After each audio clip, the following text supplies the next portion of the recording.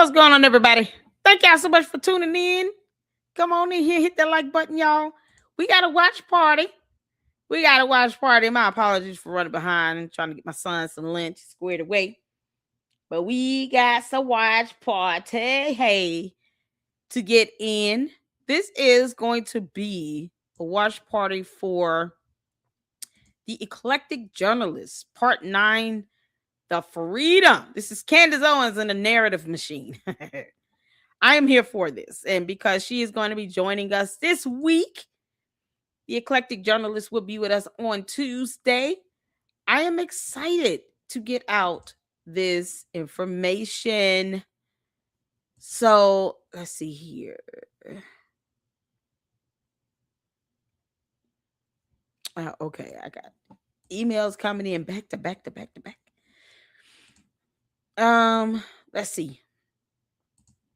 it's funny videos. And we have Fax Me. He's doing a new series on the Bride of Candace. Oh man. Look how he's taking that one. This is a good one. Oh, we about to check it out. All right. So this is going to be a watch party. It's 3 hours long, so I'm going to speed it up for the sake of brevity. It is true. Because we want to get it in. But you guys, shout out to the Eclectic Journalist. Make sure you guys go and check her out. I'm going to speed this up some because I want to make sure, for the sake of brevity, we get it all in. And I will drop the channel link in the chat. Make sure you guys go and show the Eclectic Journalist some love. You guys have been recommending this. So we're finally here. We're finally watching it. Getting this watch party in. Make sure you guys go check her out and hit that like button as you come into the LLC. Hit the like button. I appreciate all of you all in your support. Let's get to this. Y'all ready to get started? I am. I always so ready for this. I haven't seen this. It'll be my first time watching. Everybody speak to everybody. Come on in this chat. Hit that like button as you come in. And hit the 4 when you can see and hear. Y'all ready? Let's get to it. Let's go. It is true. I am finally free. Candace Owens, March 2024. In this series, we've been building the timeline of Candace Owens. From her early rise online to the organizations and media institutions that elevated her, to controversies, feuds, and narratives that seem to follow her at every stage of her career. And now, we arrive at the moment where Candace Owens goes independent. Or at least, that is what it seems. Because at this point in the story, the lines between media, influence, branding, and conflict have become increasingly difficult to separate. And the deeper you go into these networks, the stranger some of the connections start to look. In this episode, we're going to examine the fallout surrounding Candace Owens' departure from the Daily Wire and the public drama that followed, and the ecosystem of personalities, media figures, and behind-the-scenes operators connected to these increasingly viral conflicts. Because in modern media and politics, things are rarely ever exactly what they seem. And when outrage, controversy, and public feuds consistently translate into spikes in attention, subscribers, and influence, you have to start asking a different kind of question.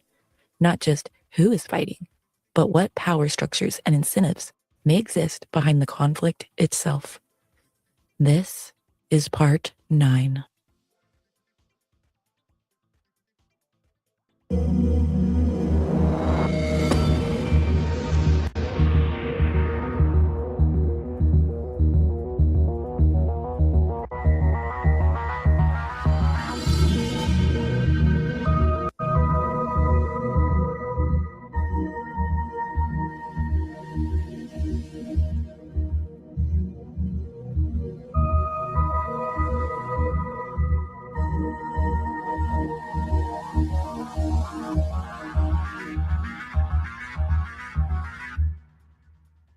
Hello, everyone, and welcome back, and welcome anyone who is new. Okay, so we are on episode 9 of our Candace Owens series. So glad you guys are here. So let's get into it, shall we? Okay, so Candace Owens. Oh, I'm breaking out with that red stuff again. My skin gets really red every time I do my makeup or mess with my hair. It's always been like that since I was a teenager. I get like these splotchy red marks. Okay, anyway, so Candace Owens was at the Daily Wire. That's where we were on our timeline, right? And then she left the Daily Wire and went independent. But now let me tell you exactly how that went down. Okay, so on our timeline, we got up to the Daily Wire and we went over some stuff that went on during her time there. Okay, Candace Owens parted ways with the Daily Wire on March 22nd, 2024. The Daily Wire's CEO at the time, Jeremy Boring, announced Daily Wire and Candace Owens have ended their relationship. This came after months of public tensions, especially with the co-founder, Ben Shapiro, over Owens' comments on Israel, anti-Semitism accusations, including her embrace of certain rhetoric and blood libel-related tweets and broader clashes. Okay, so we are going to move into that time period, okay? Now, I have a video in regards to her leaving. Okay, so this was a video that Steven Crowder leaked that is Jeremy Boring addressing the staff at the Daily Wire. So somebody recorded it without him knowing, and then Steven Crowder got a hold of it and it was leaked. So let's watch that. And everybody, 15 minutes ago, the Daily Wire terminated its relationship with Candace Owens. Candace has been an incredibly powerful voice for conservatives for years. Unfortunately, it's become more and more clear, and it's now unavoidably so, that Candace has moved in a direction that the Daily Wire simply cannot and will not support. Candace's shift has done enormous damage to our brand, damage that we've decided we just can't allow to continue. Mostly, but by no means all of this tarnishment to our brand, stems from Candace's flirting with, winking at, and even directly engaging in content widely viewed as anti-Semitic, and from associating herself with well-known anti-Semites. The Daily Wire, contrary to public opinion, is not owned by Jews. In fact, the majority of it is owned by Christians, myself included. And we know that anti-Semitism as a charge is, like the charge of racism, often made far too lightly by those who profiteer from such accusations, groups like the ADL or BLM. But that doesn't mean that racism and anti-Semitism don't exist. They obviously do, and they just as obviously have no place in our national discourse. Candace refusing to condemn Kanye West, for example, is not anti-Semitism. I said as much at the time, and I even encouraged Candace not to disinvite Ye from her greatest lie ever sold premiere after his "I'm going DEFCON 3 on Jewish people" tweet a year and a half ago. I thought at that time that one remark, even a remark as plainly anti-Semitic and asinine as that, wasn't proof that Kanye himself was necessarily an anti-Semite. People say and do all kinds of dumb things all the time, and I didn't think that Candace should necessarily distance herself from her friend at that moment. Did I find it troubling that Candace continued to stand by Ye as the weeks went on and he continued what became maybe the biggest anti-Semitic meltdown in American public life? A meltdown by the end of which he had praised Hitler, announced a run for the presidency, and hired the most prominent apologist for anti-Semitism in the country, Nick Fuentes? Yes, I did. And I argued pretty passionately with Candace about that point at the time. But I still didn't think that her behavior rose to the point of parting ways. Fast forward a little more than a year later, however, and there's a lot more cause for concern. Here are just a few examples from just the last few weeks. Candace appeared on the Fresh and Fit podcast, which itself spews anti-Semitism and talks about the JQ, which means the Jewish question, routinely. And Candace. Okay, so the Fresh and Fit, everybody knows, like, I think I made it pretty clear that I watch all kinds of people all over the internet, but I don't just watch anybody. I watch people who actually are sort of at least somewhat bearable to watch. Now, when I went down my long exploration and investigation into the manosphere, I did have to watch some of their shows because they are a big voice in the manosphere, you know, coalition, ecosphere, whatever. It was terrible. Like it's terrible. Like, it's not a good show. They are not smart. Okay, that's one of the things. Like, if I am going to listen to a lot of controversial people, they need to at least be smart, you know, be able to make like arguments. For example, I could never watch Jake Shields. Okay, that guy sucks really, really bad. But I can watch Nick Fuentes because even though I can like fast forward through his stupid rants about Jewish people or whatever and get all the other stuff that he talks about, which is quite a lot. He doesn't only just talk about Jews constantly, but these other people, they will. And then Myron Gaines really went off the deep end, and he kept getting more and more extreme with the Jewish thing, where he was like, he had like flags, he was like dressing up and making like, it was crazy. I mean, I only saw clips of it because I'm not going to watch that, but they are terrible. They're terrible to women, Jews. The way they talk about and treat women is so despicable, and just, it's unbelievable. So yeah, I mean, it's sort of weird that she went on that show. Said nothing while the host played a cha-ching cash register sound at the mention of any Jew or Israel, including Ben Shapiro's wife. We have a clip here of that for you. Oh my God. He is very passionate about Israel. He's married to an Israeli. I mean, that makes sense, I guess. Yeah. You know. So imagine Ben Shapiro sitting on a podcast that was known for spewing hate toward Black people, and then sitting idly by while the host made jokes, racist jokes about Candace's family. You can't imagine it because it's unimaginable. It would just never happen. Only a few weeks before that, Candace lamented, quote, DC Jews, who she says are Marxists and monsters, and who, quote, want nothing more than political power and need to be weeded out. Then just last week, Candace liked a post on X from an account called Christ Gnosis, asking if a well-known rabbi is, quote, drunk on Christian blood again. Now, if you aren't aware, the idea that rabbi... Okay, that's wild. Yeah, so in the letter that PragerU wrote to Candace, he talked about the blood libel propaganda that's been put on Jews throughout the centuries, and he proved how it is propaganda. He cited things in history and historical documents and stuff like that in the letter. The letter is extremely interesting, and I would recommend anybody read it. You can find it, if I remember, I will link it in the thing, but you can find it just by putting in open letter to Candace Owens PragerU and it'll pop up.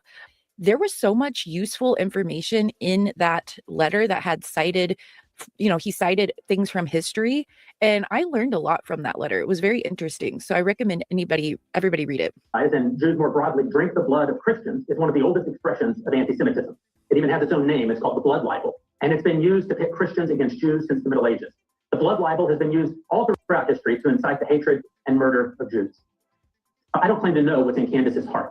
What I know, as I've said, is that she has been flirting with, winking at, and even directly engaging in content that's widely viewed to be anti-Semitic, and even worse, known and unabashed anti-Semites seem to have taken a real liking to her. They routinely celebrate her, invite her on their podcasts, like her X posts, and retweet them, and she frequently reciprocates.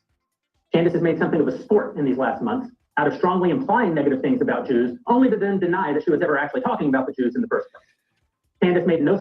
Okay, so we get that, right? She will make complete insinuations and sometimes even outright statements, and then when you call her on it, she goes, oh, I never said that. Why is everyone being so crazy? Why is everyone crashing out? Something must be going on. Now I'm actually going to look into it. Now I'm actually going to do it. You know what I mean? Statement at all in the days after Hamas terrorists raped, murdered, and tortured over 1,000 Israeli civilians, mostly Jews, some Americans, and then they took hundreds more hostage. But then on October 28th of 2023, while anti-Israel protests were raging in London, where Candace, I believe, was at the time, she reposted a video of the protests on X, commenting, quote, interesting thing happening here. People are not accepting the media narrative about what's happening in the Middle East, despite the insistent rhetoric from government officials. On November 3rd, she posted, quote, no government anywhere has a right to commit a genocide ever. There is no justification for a genocide. I can't believe this even needs to be said or is even considered the least bit controversial to state. There was only one country on earth being accused of genocide at the time. Anti-Semites on X took to it immediately. They cheered at what they rightly or wrongly interpreted as Candace smearing Israel. And Candace didn't rebuff their interpretation. But when Dave Rubin came to the exact... Okay, so does that not remind you of what she does on with this Charlie Kirk assassination thing? She insinuates things, and then she lets the audience fill in the blanks, right? And run with it.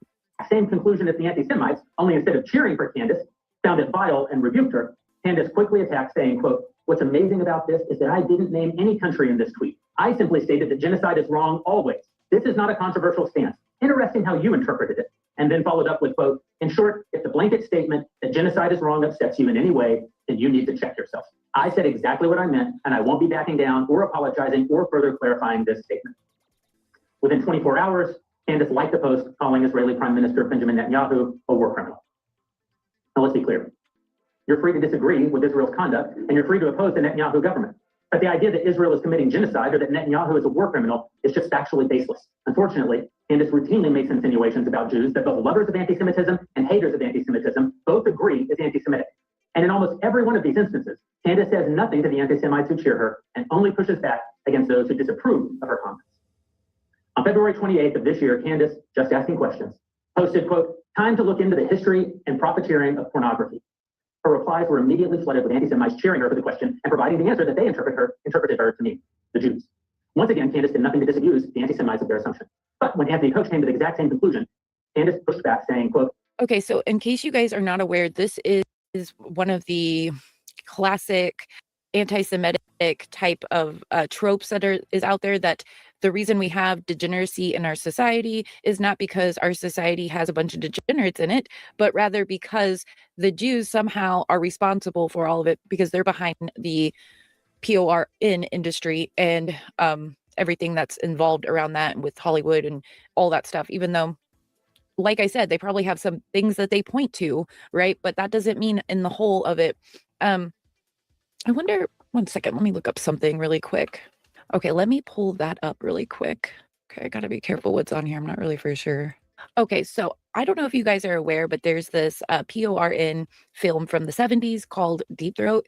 And this was a pivotal moment in this type of stuff back then, and really like springboarded the whole thing. Like, let's not try to get too deep into it all, right? And so that came to my mind. So I looked up who this guy was. I said, what nationality was he? So the director of the 1972 film, and this, by the way, this was in theaters, because back then they would do stuff like that.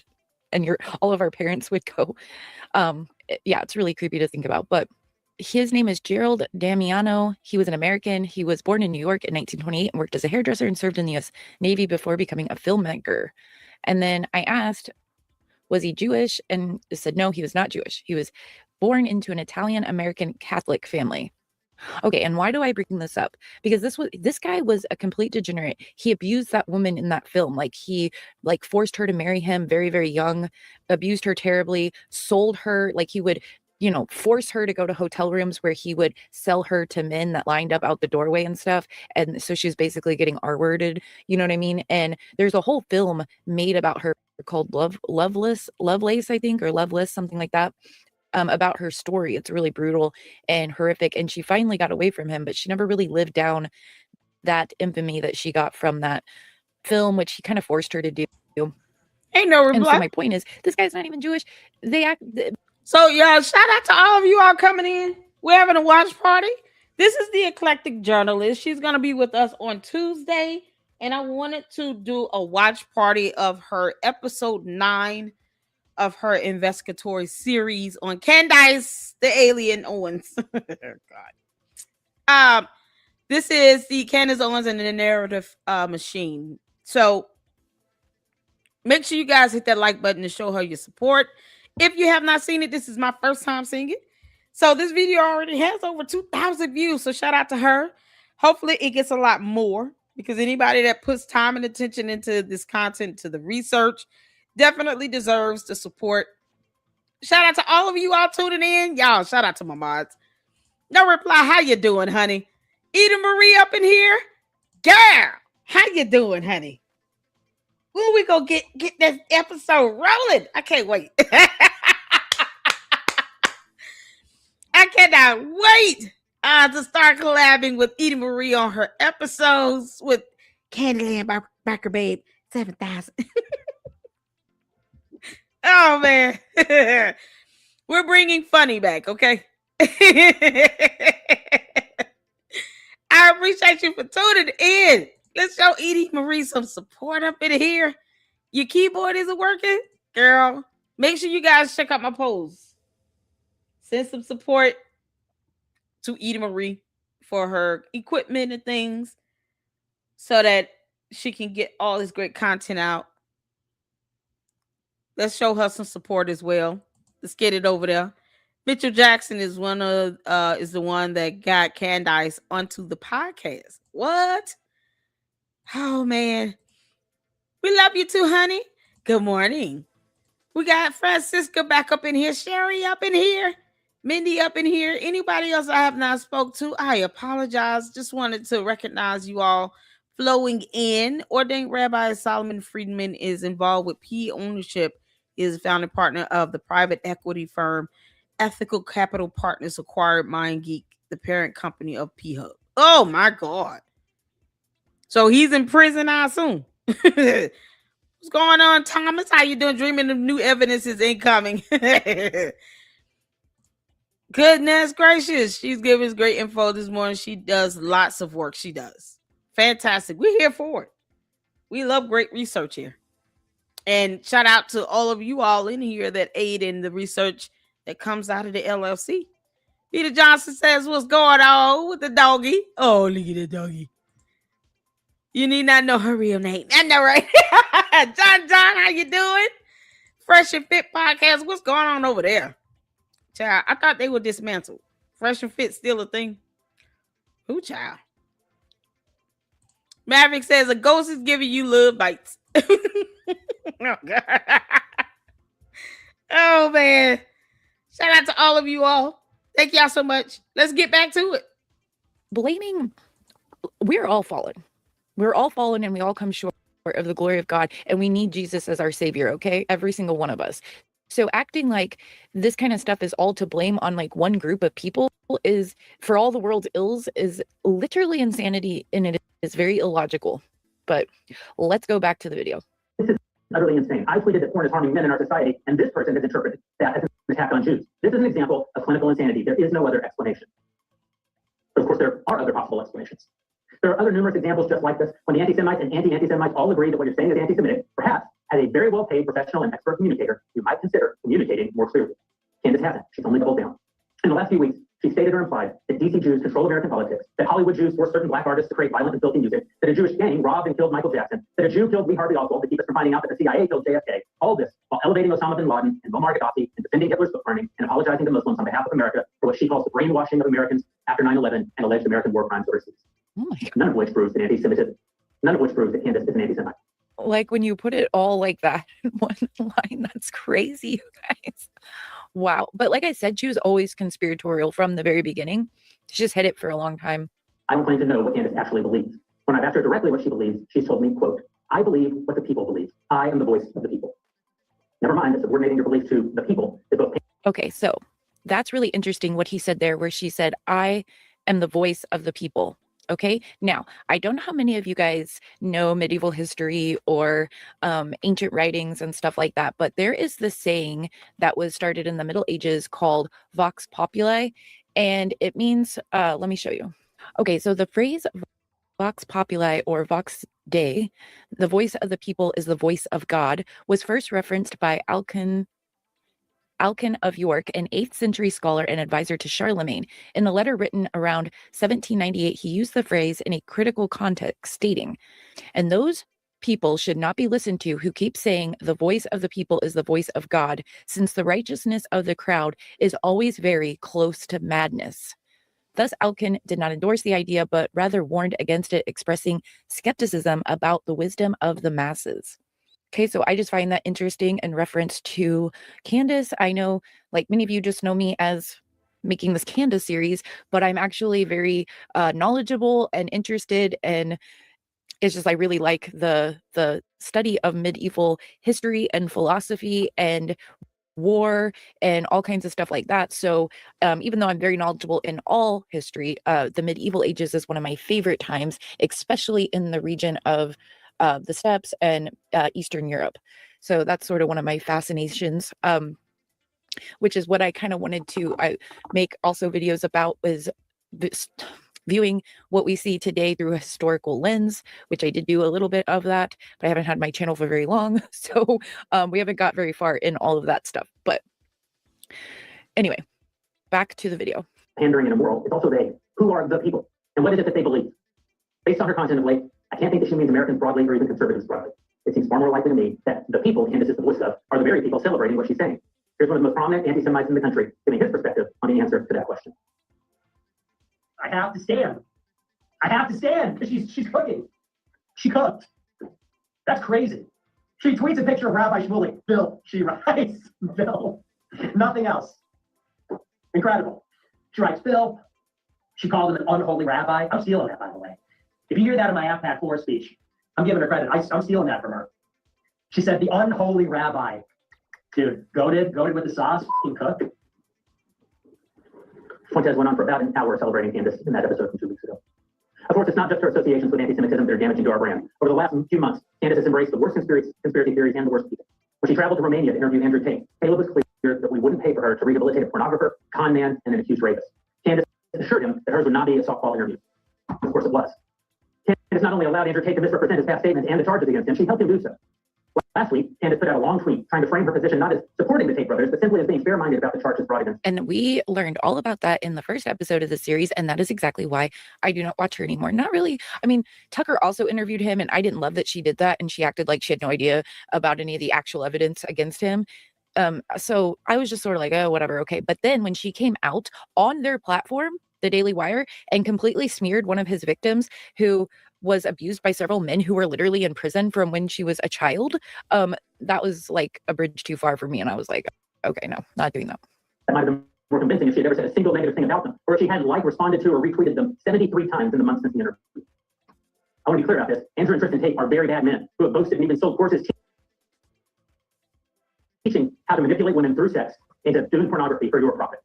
And again, Candace is a professional communicator. She's very effective at saying what she wants to say, probably as effective at that as anyone alive. And of course, Candace has recently said that she's willing to stake her entire professional reputation on the fact that French President Macron's wife was born a man, despite the claims already having been proven false in French courts. The lady has 3 children. She and her brother, whom the conspiracy theorists suggest is actually her, jointly sued and won against the people who first popularized the conspiracy theory in France. The most troubling. Wait, did she start that while she was at the Daily Wire there at the end? Because I thought that was like afterwards. Let me look that up really quick. Okay, I did not know this. Okay, it says, yes, Candace Owens first publicly accused Bridget Macron of being a man in mid-March 2024 while she was still employed at the Daily Wire. Around March 11th through the 12th, 2024, she released a Daily Wire podcast episode titled, Is France's First Lady a Man?, which he promoted the conspiracy theory.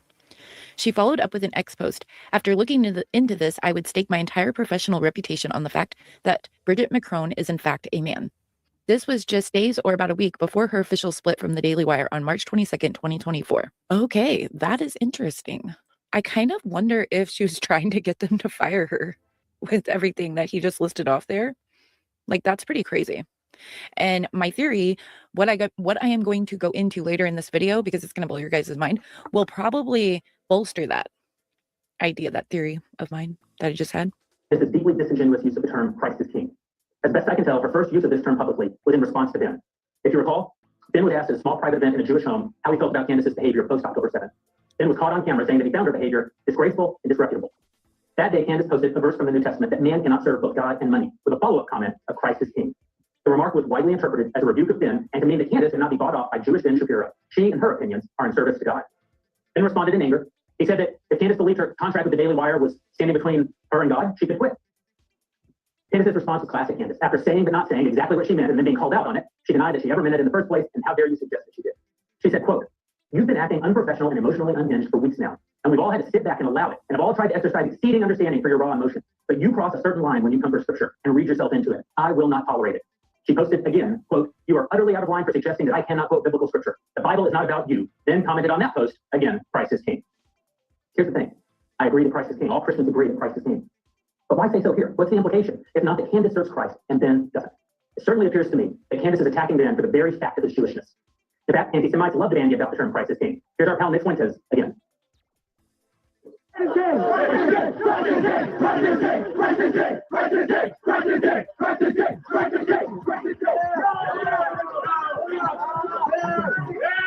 Okay, to be fair, I'm not very sure if they actually mean.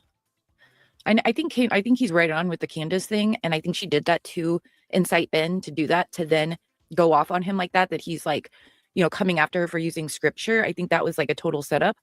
These kids have been using that slogan forever. It's like a Catholic thing, and like with the younger, what we call Catholic bros. So the Catholic bro, there's these young groups of young men. Most of them harmless, some of them not even followers of Nick Fuentes or anything, are like that bro type stereotype, but they're Catholic and they're really, really, really hardcore about it. And then there's also the ortho bros, and it's the same thing, only they're Orthodox and they do this kind of stuff. So I'm not for sure if this is exactly like they're doing it to be mean to Jewish people. So I'm not like going to endorse that, but I could see why they would think that. I can understand their thought process there. That's what it's all about. When I come out to these rallies and I see everybody and they bring their rosaries and their American flags, I know we're on the right side of history.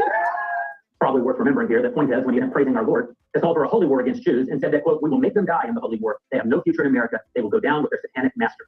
Christ is King.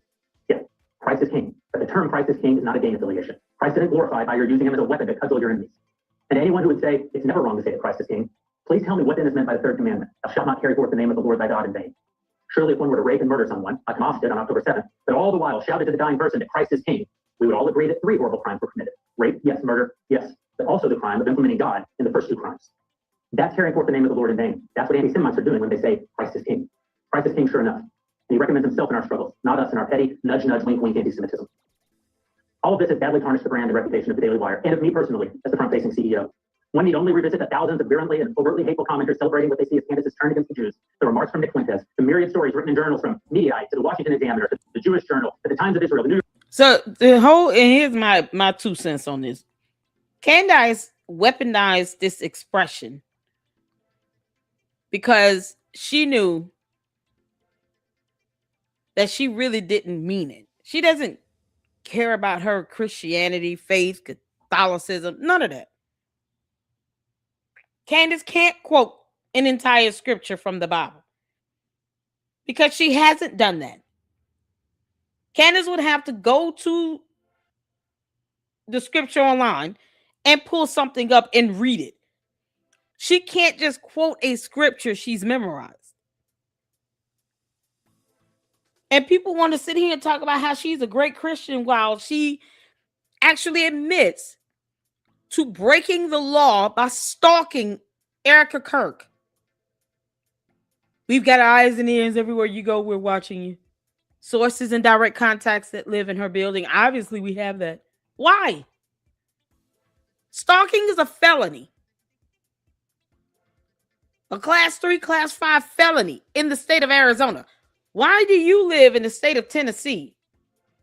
Feel the need to stalk another human being, another citizen of the United States of America that lives in an entirely different state than yours. So she can break the law willingly and carelessly, recklessly. And despite the word of God that says that thou art to obey the laws of the land, she wants to get mad because someone told the truth that she can't quote a scripture off the top of her head to save her life.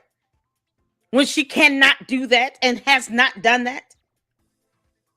Yeah, okay. Give me an episode where Candace quoted the scripture from the word of God by memory. I'll wait. I want the episode number. Post, the Daily Mail, and a timestamp. and on, or from the many, many people disappointed with the Daily Wire and with me, and even with Ben for not acting sooner to see how badly marred our reputation. Hey, Connor, I see you up in there. And so we're ending our relationship Peace, with Candace effective immediately. We're not canceling Candace as in cancel culture. Candace has every right as an American to damage her own brain. If I were the CEO of a platform like X, I wouldn't kick Candace off of it. But I'm not the CEO of a platform like X. I'm the CEO of the Daily Wire. The Daily Wire is not a platform. The Daily Wire is a publisher. The Daily Wire is not a place where people publish their own thoughts. It's a place where we curate the thoughts that we largely align with and voices we believe are doing good in the world. Not just thoughts and voices who happen to agree with Jeremy or happen to agree with Ben all the time. Obviously, I disagree with all of our hosts some of the time. But Candace has now become a voice I simply cannot align with. I believe that she's doing great harm in the world and to the brand that I've worked really hard to build over this last decade, and I'm just no longer willing to subsidize it. And I want to be clear about one more thing. We're not giving in to any pressure from any outside group. Rabbi Shmuley, who Candace has called unholy and accused of blackmailing her, is, as far as I can tell, an abject attention whore. I don't much care what he thinks. I don't much care what kinds of threats that he makes. He continued to demand that Ben and Dennis Prager fire Candace, but of course, as both Ben and Candace and I have said publicly again and again, Ben doesn't have the authority to fire Candace because he's not a majority owner of the business and he's not an executive in the company. But he's famous and he's Jewish, so Rabbi Shmuley is happy to grandstand by demanding that he do so anyway. As for Dennis Prager, Candace hasn't worked for PragerU in 3 years, and as far as I know, Dennis isn't an executive at PragerU any more than Ben is an executive at the Daily Wire. But again, famous, Jewish, and so Rabbi Shmuley is happy to grandstand. Charlie Kirk, by contrast, Rabbi Shmuley is kind of like a problem starter, like an instigator and stuff. So a lot of people have issues with him. who runs TV USA, where Candace does currently give speeches and make a nice living.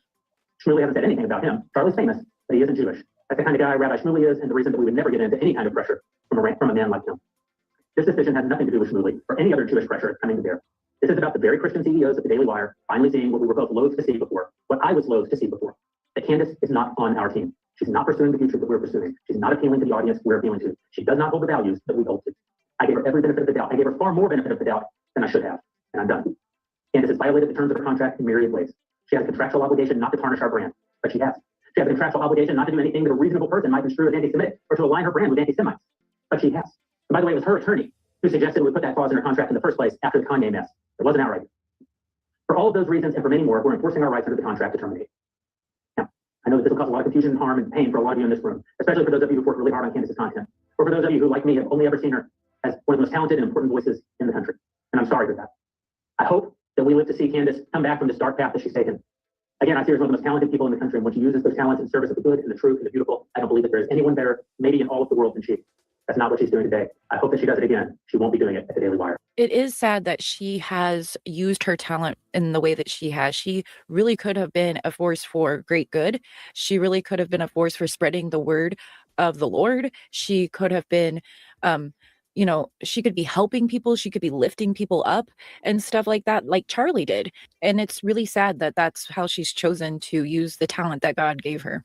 Okay, well, that ended. Now, Candace immediately went into making up all kinds of conspiracy theories and allegations about the Daily Wire and stuff like that.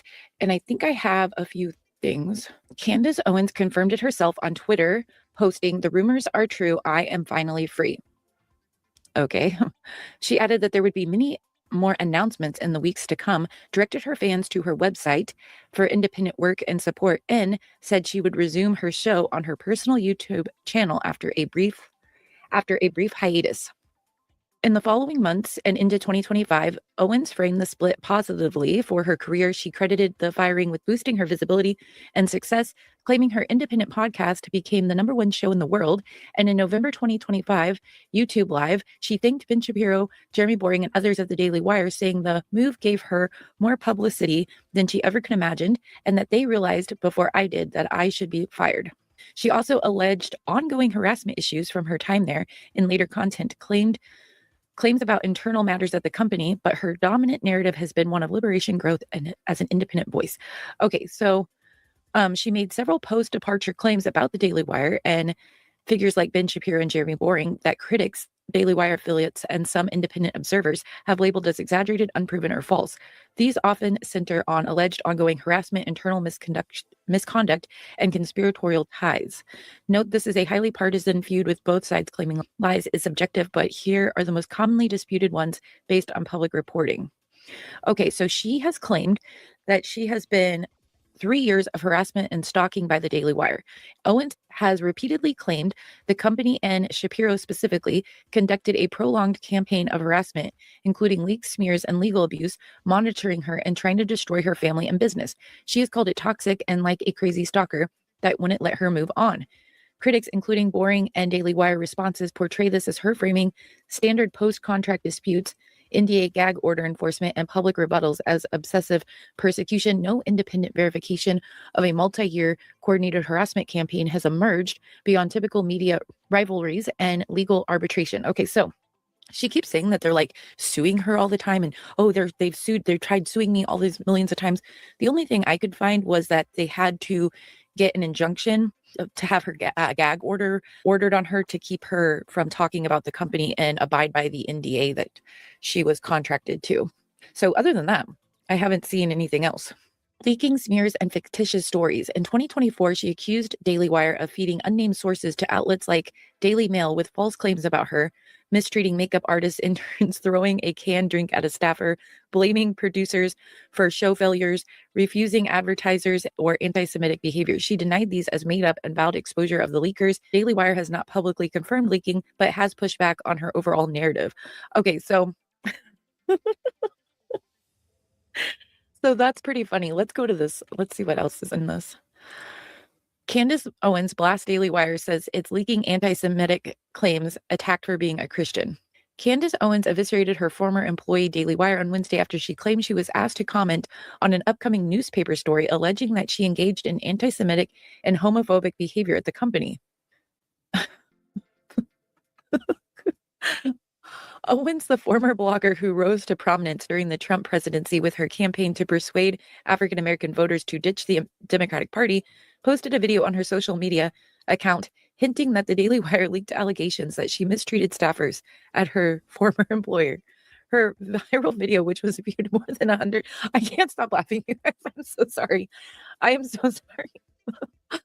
Okay. In her viral video, which was viewed more than 1.3 million times as of Thursday afternoon, Owens adamantly denied one claim that she threw a canned drink at a junior staffer. The controversial media personality, who was reportedly hit with a gag order by the Daily Wire preventing her from disparaging the company, posted the video on her X social media account on Wednesday, telling her more than 5 million followers that she was asked to comment by a Daily Wire reporter who reached out to her public relations rep. Okay, I need you guys to pay attention to this. Public relations rep. I didn't even know that was in there. Okay, so this is going to be very important in our video series, her public relations rep, her PR representative and manager. Owens gave a statement to the Post which read, "I have been overwhelmed by the number of messages and emails I have received from the Daily Wire employees, past and present, with offers to speak on record with journalists." She said it was incredibly brave for former colleagues to step forward and that it should serve as a reminder that loyalty is not something that can be fortified via intimidation and contracts. The tactic of using unnamed sources to spread lies about people is tired, and I have faith that in the future, exactly who is behind these lies will be exposed. Owen said, vowing, "Stay tuned. This is only the beginning." Okay. Oh my gosh, you guys. Let's read that again, shall we? The tactic of using unnamed sources to spread lies about people is tired, and I have faith that in the future, exactly who is behind these lies will be exposed. Owen said, vowing, "Stay tuned. This is only the beginning." Can you believe that? Oh my gosh. That's wild.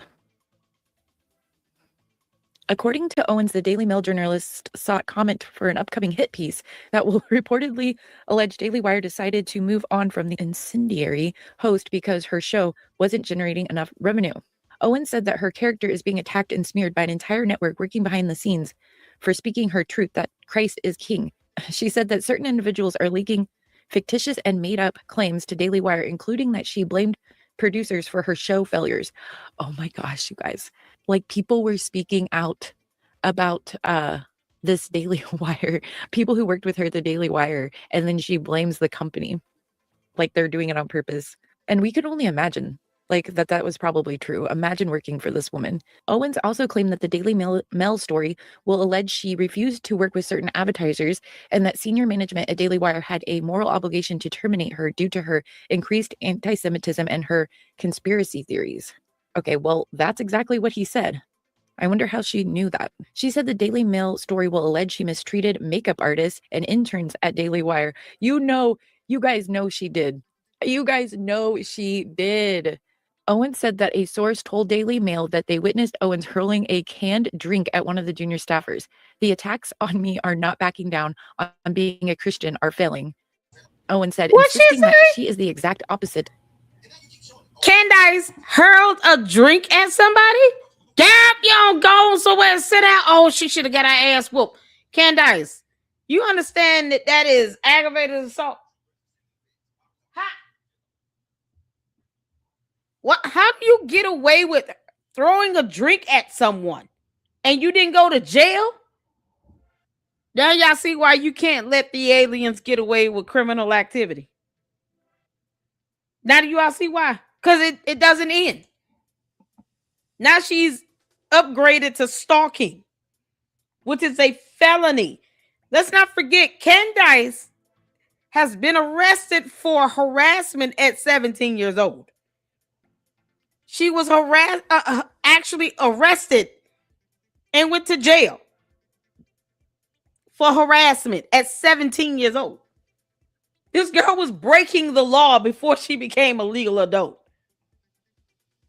And now she is stalking someone, has admitted to it in a video that the public has heard and seen. And somehow her liberty and freedom has not been yanked away from her. This is why you can't let aliens crash land on our planet and do what the hell they want to do. We don't owe her shit. Erica Kirk should have already gotten a protection order against her. Stop playing games with this girl. All I hear is one criminal activity after another. The average person can't just sit in a video and say, "Yeah, I'm having you watch sources in direct context living in your building.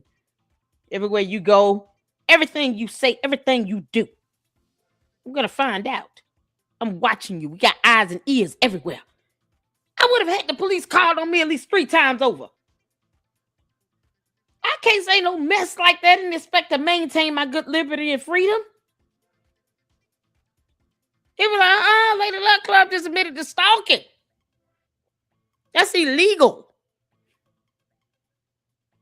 And in the state of Arizona, it is a felony. It's not a misdemeanor. It is a felony. And Erica Kirk hasn't gotten a protection order yet, girl. You have got to stop being nice. Let me tell you something. Just because you're a Christian does not mean you have to be a punk. Does not mean you have to let people walk all over you.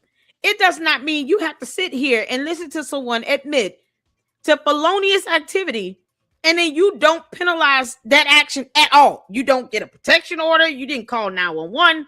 Has anyone reported this to the FBI? Because hopefully everybody did.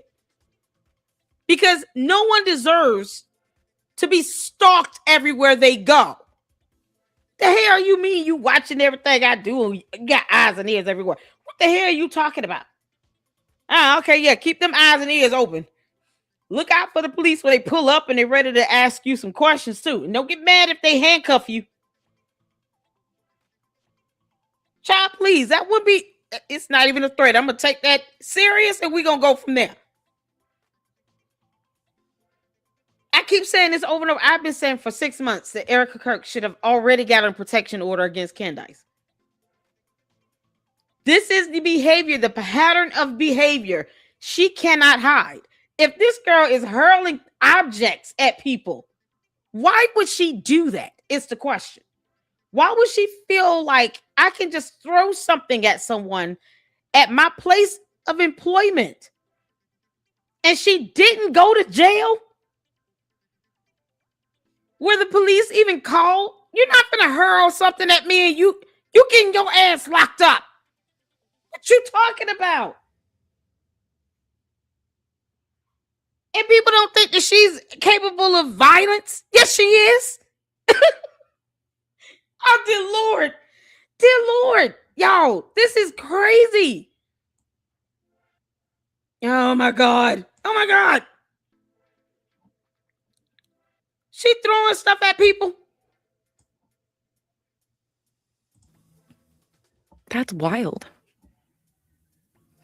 This is According insane. to Owens, the Daily Mail journalist sought comment for an upcoming hit piece that will reportedly allege Daily Wire decided to move on from the incendiary host because her show wasn't generating enough revenue. Owens said that her character is being attacked and smeared by an entire network working behind the scenes for speaking her truth that Christ is king.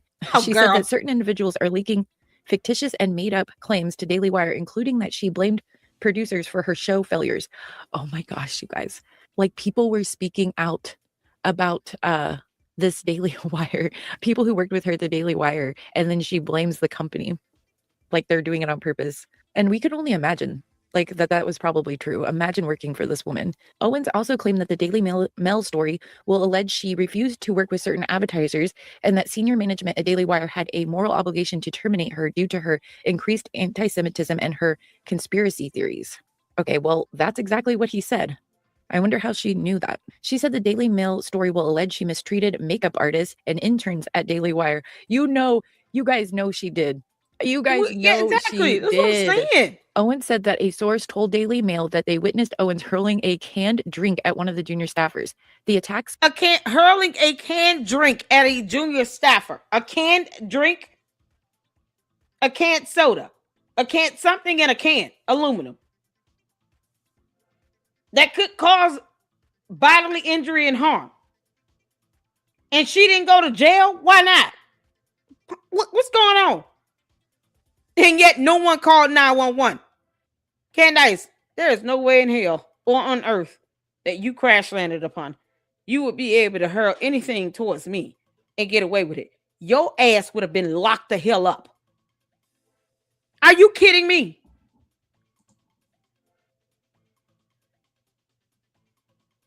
Are you kidding me?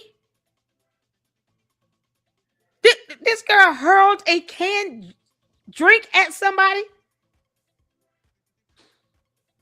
and with the intention to hurt them. Because why would you throw it if you're not trying to hit them with it? You can't say, oops, I threw that whole canned drink at you on purpose or by accident. No, it was by accident. My bad. Christ is king. Yeah, no, Christ is gonna be king when you go to jail. Now sit your ass right there. I'll be right back. I would have went outside, called the police, and then made sure they came in and locked her up. What are you talking about? Oh my God. Candace, you should have went to jail. You should have went to jail. You can't make this up. There is no way in the hell you're going to hurl something at anybody that could cause bodily injury and harm, and you're not going to jail. No, I'm going to see you come out of here in handcuffs. Throw some again, heifer. And talk shit while you walking out. Take that walk of shame and them silver bracelets. Next time you throw some again, I'm going to have SWAT up here. Don't play with me. This ain't it. I am not the one. And I'm coming to court. You kidding me? Your Honor, Candace Owens threw a can of drink at me. I have been so scarred for life. It's going to be hard to face my coworkers. My colleagues have to think that, I didn't deserve any of that. And then when she heard that it hit me and it cut my skin, so I had to go to the hospital. Oh, Candace, we can all do that. Ain't no way in the hell you would have been able to throw something at me. And then you still sit here maintaining your liberty and freedom? All because what? What did that junior staffer do to Candace for her to want to throw a drink at that person? Think about it. Because if they did something inappropriate, she would have called the cops. If they did something to try to physically harm her, she would have called the police.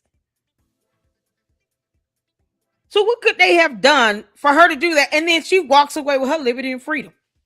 Why? Candace ain't no damn body.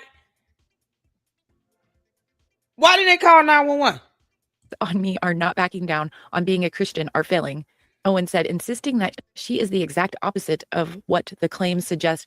Oh my gosh. Daily Wire attorneys reportedly obtained a gag order. Okay, what is this about? After her departure from Daily Wire, Owens and Shapiro publicly discussed holding a debate, but the two could never agree on a proper time or venue. As the two publicly negotiated the terms of a debate, Daily Wire attorneys reportedly obtained a gag order preventing Owens from publicly criticizing the company. And like I said, that's the only thing I can see in the record of them taking any legal action against her. Okay, so I found this video of her talking about Ben Shapiro. I'm not for sure when this was released, but she's talking about I know, right, Connor? I would have pressed charges. First and foremost, screw her. I would have pressed charges against Candace. Now you have to face me in court, heifer. That judge would have to go out their way to try to cover this up. You ain't nobody. Anybody can get out here and lie like hell on a podcast. The hell you mean? You throwing canned drinks at somebody? Nope. That is not how we do. Candace, no one gives a damn about your temper tantrum. But you throwing objects at people. Yeah, aggravated assault. Battery if it touched them. If you touched them, it would be battery. Are you kidding me? Throwing a can at someone.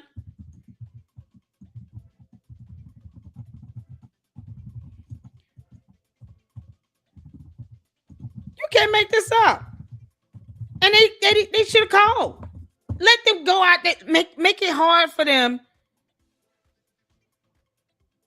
Y'all, throwing a can of drink at a person in most U.S. states, throwing a can of drink at someone can be charged as assault, battery, or both. And in certain circumstances, it could qualify as aggravated assault. What you talking about? That girl should have went to jail. The hell you mean? What you mean? You don't get to hurl things at people and walk away with your liberty and freedom, but you're going to jail with me. You about to go to jail, Candace. Yeah, you throwing drinks and stuff. You using that can as a weapon. That's what I just read and saw.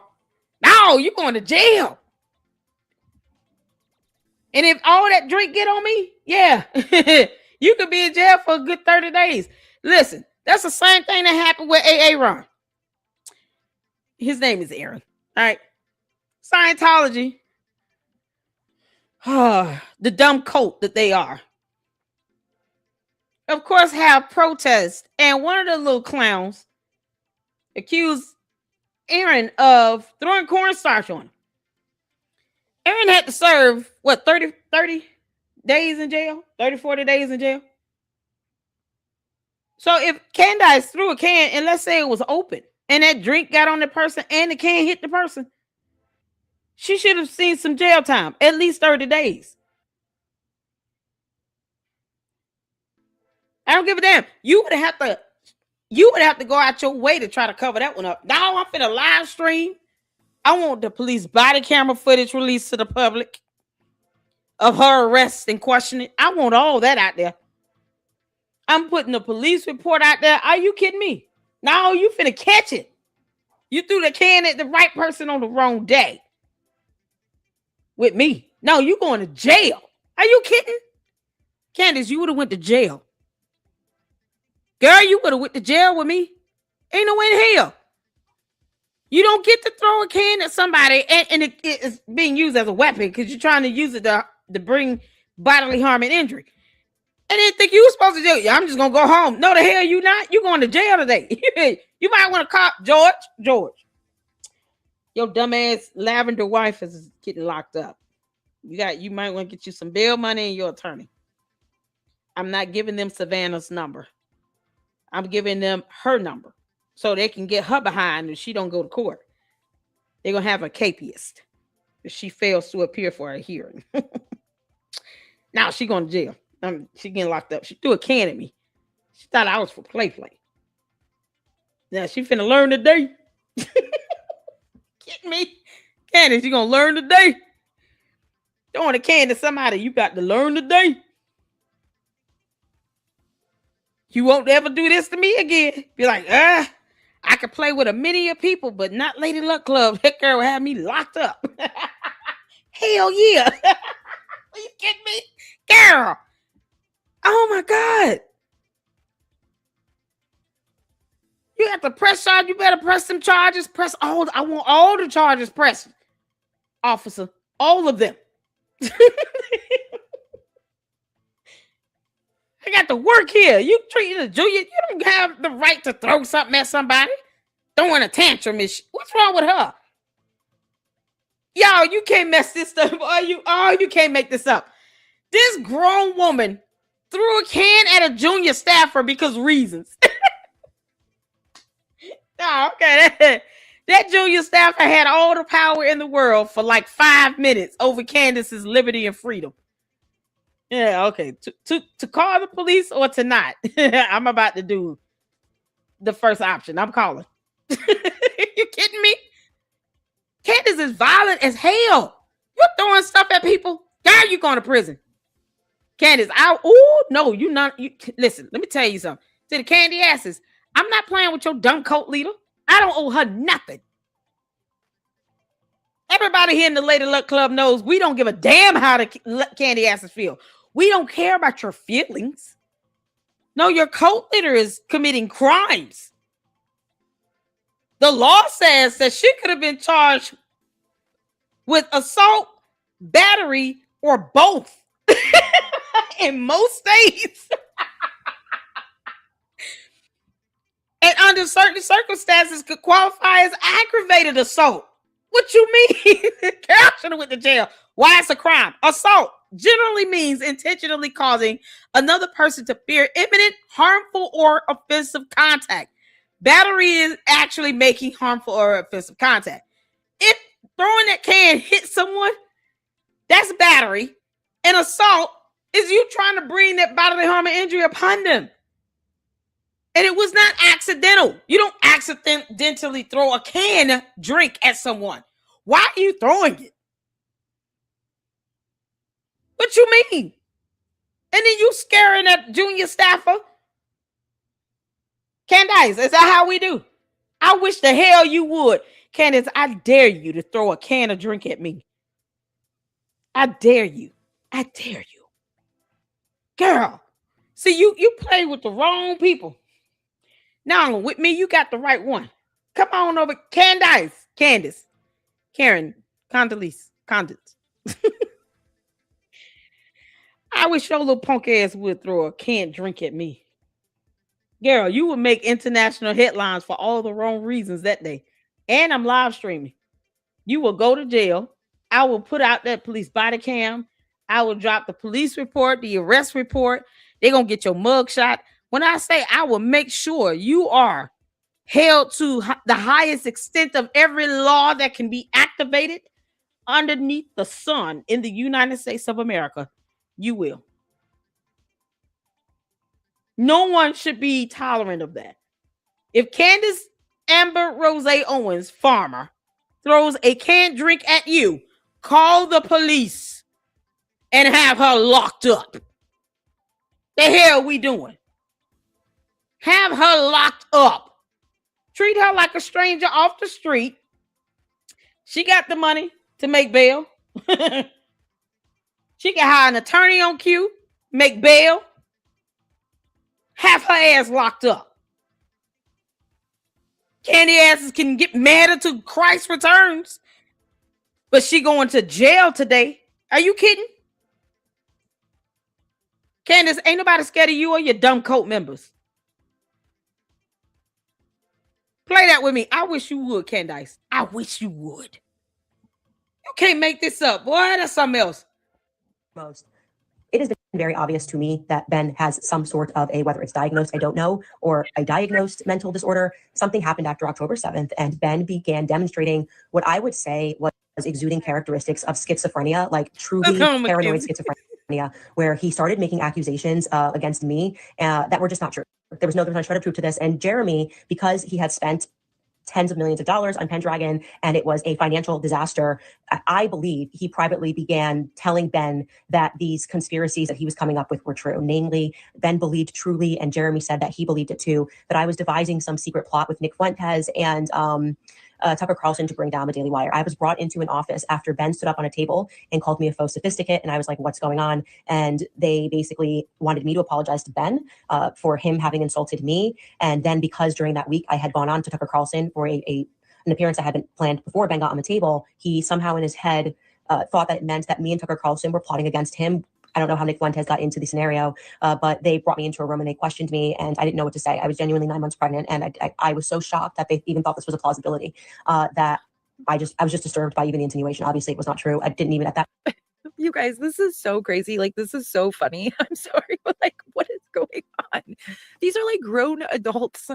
How this is crazy that their lives could get so enmeshed and entangled and all this crazy stuff could be happening. That's just wild to me. Time Nick Fuentes wasn't even on social media. He was on like Cozy or something like that. And I was not watching his show at all. I had only spoken to Nick Fuentes once in my life pertaining to Kanye West about 2 years earlier. And I told him that I was forthcoming and honest. Anyway, when I was fired, my firing docs consisted of, I think it was about 35 points for firing. And all of it read like one long paranoid schizophrenia. So this is, as far as I know about the Nick Fuentes thing, true. Her and Nick have never really been friends all that much, but his audience and her audience overlapped, and they kept wanting her to interview him and talk to him and et cetera, for like years. And she would always just ignore it. And then Nick he jokes a lot on his show. A lot of times the clips you see are just him joking. And so there's this whole running joke narrative thing about him and Candace like secretly being in love, or that he secretly loves her, and that he, oh, Candace, she can't let me go, or oh, she liked my tweet. Maybe there is hope.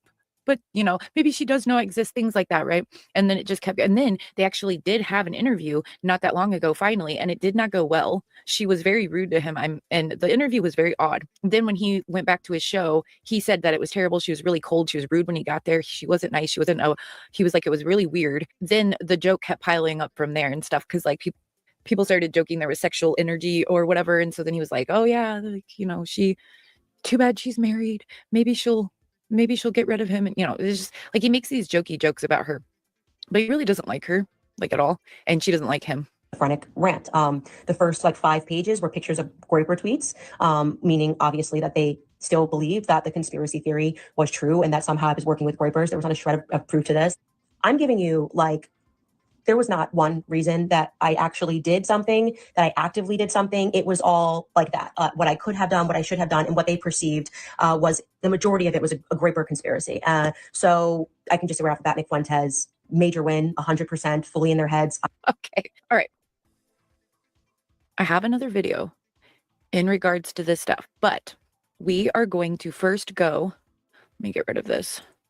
And I think it is in here. So we're going to go back to while she was still at the Daily Wire. An event happened while she was there that has come to light recently, and I believe it was first reported by House and Habit. And so let's go. All right, let me show you this first. Yes, the alleged DUI incident involving Candace Owens' husband, George Farmer, occurred on August 10th, 2023, while she was still employed at the Daily Wire. She joined in 2021 and parted ways on March 22nd, 2024. So details on the incident. August 10th, 2023, Nashville, Tennessee area. Farmer allegedly totaled his truck while driving, reported BAC as high as 0.261 in some claims, over 3 times the legal limit, with additional mentions of firearm possession charges. Laura Loomers and others have publicly shared what they claim are police reports, mugshots, court documents, and photos of the damaged vehicle. Candace's response: she has described it as a minor fender bender in a parking lot with no police involvement or arrest. She has denied or downplayed the severity and accused critics of fabricating or misrepresenting details. Okay, so let's see if this has. Okay, and this is apparently the mugshot. Okay, so let's go listen to something really quick on this. Lies all the time, and she's making a fortune doing it. But as Proverb tells us, a fortune made by a lying tongue is a fleeting vapor. Media, to myself, participated in creating the monster we now have. The Daily Wire, PragerU, the Independent Journal Review, a handful of others. We were at the bleeding edge of realizing the power of social media to advance the agenda of the right. We saw a real opportunity and we took it. And for the most part, the country is better off for what we did. But the same technology, the same algorithms, the same attention to... I feel you on that one. Nikki for Freedom. I'm so glad you said that. All this time, George Farmer has known that his lavender wife acts like this. I want y'all to think about that for a second. He had to know that she's throwing canned drinks at junior staffers, that she's admitted to stalking Erica Kirk, that she has defamed and lied for years while he stood behind a camera. And he wants to come off like he's completely innocent. George, the hell you will. You can't make this up. In a way, I feel for George, but then that feeling dissipates knowing what he did and them acting as if it was nothing. George is probably just as bad as her. Yeah. Plus, he's got, the history of the Bulling Don Club underneath his belt. George don't give a damn. I'm going to tell y'all that right now. George doesn't care.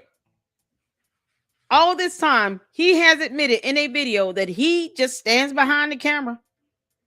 So I'm just the camera guy.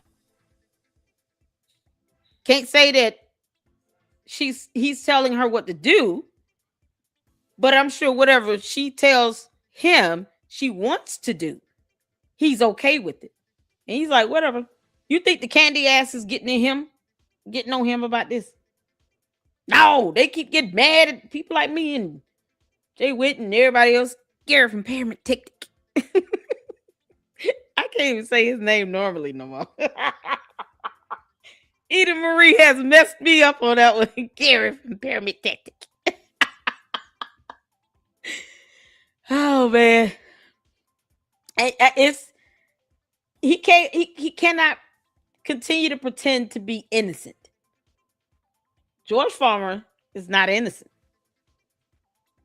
Because you would think he would say, listen, darling, I don't think Mitch Snow would be a good fit here. I don't know what he could provide.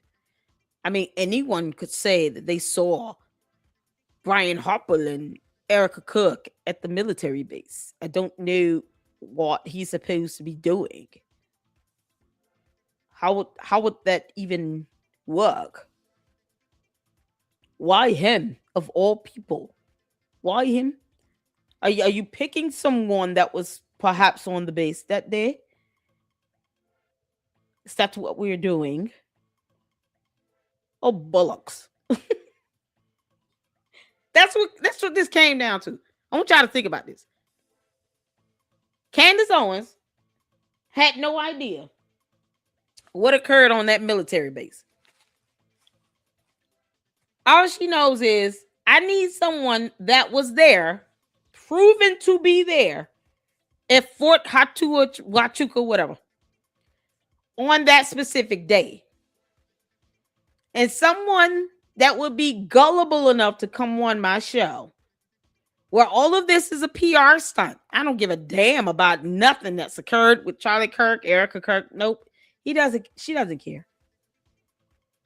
All Candace Owens needed was a proxy. Someone that can say that they were there, because that's her only argument. Mitch Snow was at the base, but did he see Brian Harple and Erica Kirk? We don't give a damn that he was there. You know how many other people were there on that military base? Mitch Snow could literally be anyone that was on the base on that specific date. What if Candace would have gotten someone that actually had some level of credibility to them, and they were willing to pull this bullshit scam stunt off, come on her show, and her way of paying them is to raise some money on Save Go Now, because she can't just directly give him the money, because then that's just so obvious, right? Paying you to come on my show to lie like hell. So what does she do? She puts it under the guise of, I'll start a fundraiser for you, and then that way all my cult members will give you money through this fundraising, and just say that it's supposed to take care of your attorney's fees or whatever. We'll come up with something. Candace, I see straight through you, you dumb heifer. And she plotted and planned that. Mitch Snow just so happened to be the useful idiot that agreed to go along with this plot to defraud and deceive the public.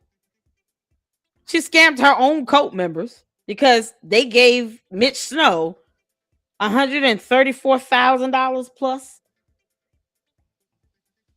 And because he was there, that is all that she's going to argue.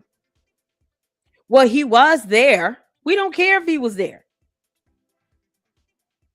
The judge and the jury in this federal lawsuit, Candace, they don't give a damn that he was there. They care that he lied about seeing someone who wasn't.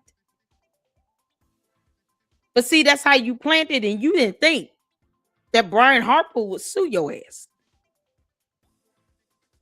You got cocky and arrogant with that. You actually thought he would not sue you. But you planned this whole scheme, this whole scam. When Mitch Snow could have been anyone else on the base that was foolish enough to go along with this plot, with this scam story. Hey, how about I bring you on my show and you can say, because you were on the base, that you saw these two people. Don't worry about if it's the truth or not. I'll just cover it under me being a journalist. I'll just pretend like I didn't know that that was what you were trying to say. We'll get away with it. That's what happened. Candace, you're not that smart. That's what happened. Candace reached out to anyone that was on the base on that particular date, and Mitch Snow was the useful idiot. She saw that he had been removed from the base, that he could use the money, and if they muddied the waters enough, that people would be confused, too confused to try to make sense out of it. She underestimated the research abilities of Gary from Pyramid Tactics. She didn't expect that video to come out. She didn't expect people to actually try to vet Mitch Snow to find out more about him. He's claiming to be a veteran of our U.S. Armed Forces. Why didn't you expect people to vet his ass again? Candace could care less about a military. So she found a useful idiot that would go along with all of this.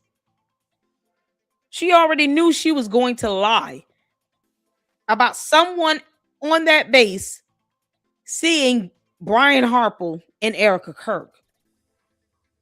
See, Brian Harper he just caught a stray. She really wanted someone to pinpoint Erica Kirk because she's been trying to gun hole for her all this time. If I could convince the public that she killed her husband, they'll get rid of her. They'll demand that she is to step down. And she thinks that naturally I'll be the next election. Candace, I told you I see through you. I figured this out 3-4 months ago. Candace is trying to take over. And George is sitting back letting her do it. Because he's always wanted to be the CEO of TPUSA. He was one of the chairmen on TPUK. All Candace is trying to do is one big ass PR stunt. And she knows that going to court is her Achilles heel. It's the way to take her down. You got to sue her. You got to get protection orders filed against her. You got to call the police when she's throwing cans of drink at people.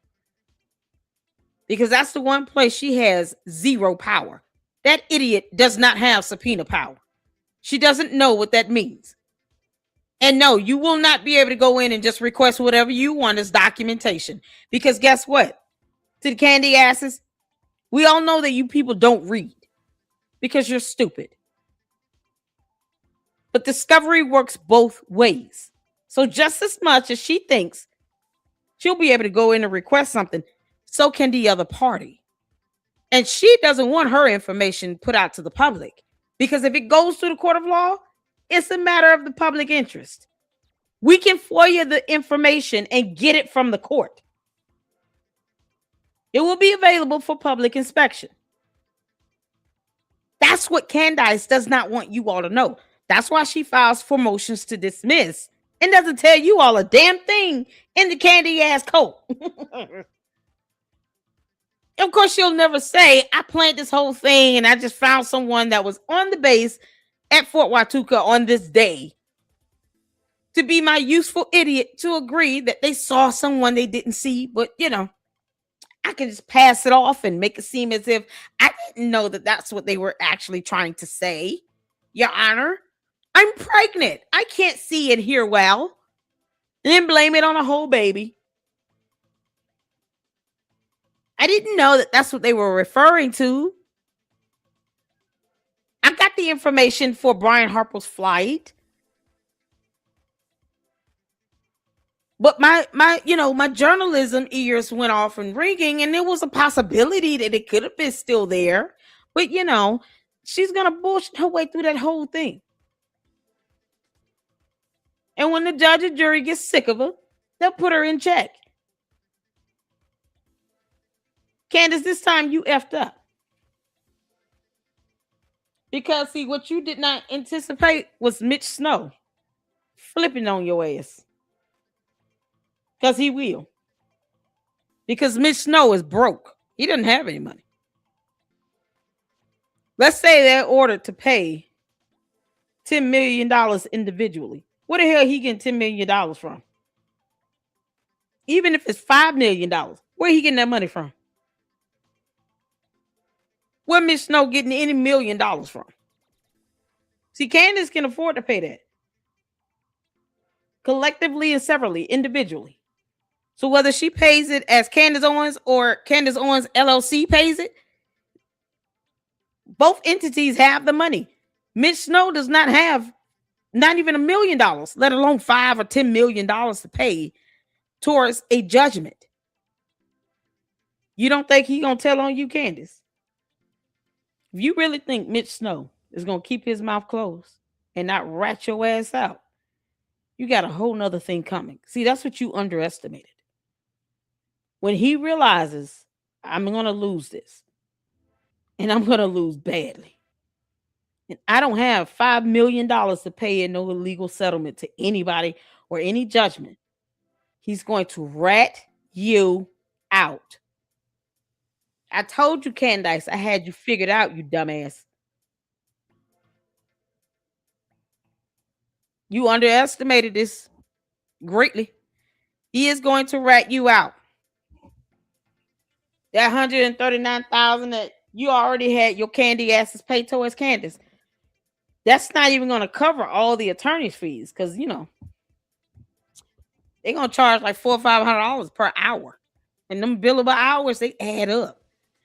You can eat through $139,000 worth of billable hours with an attorney on a federal lawsuit like this, high profile at that, where Brian Harper could ask for millions, and that judgment could have it to where each entity listed as co-defendant can end up paying millions on their own. He would have to do GoFundMe's from now until forever. Candace, he's going to throw you underneath the bus.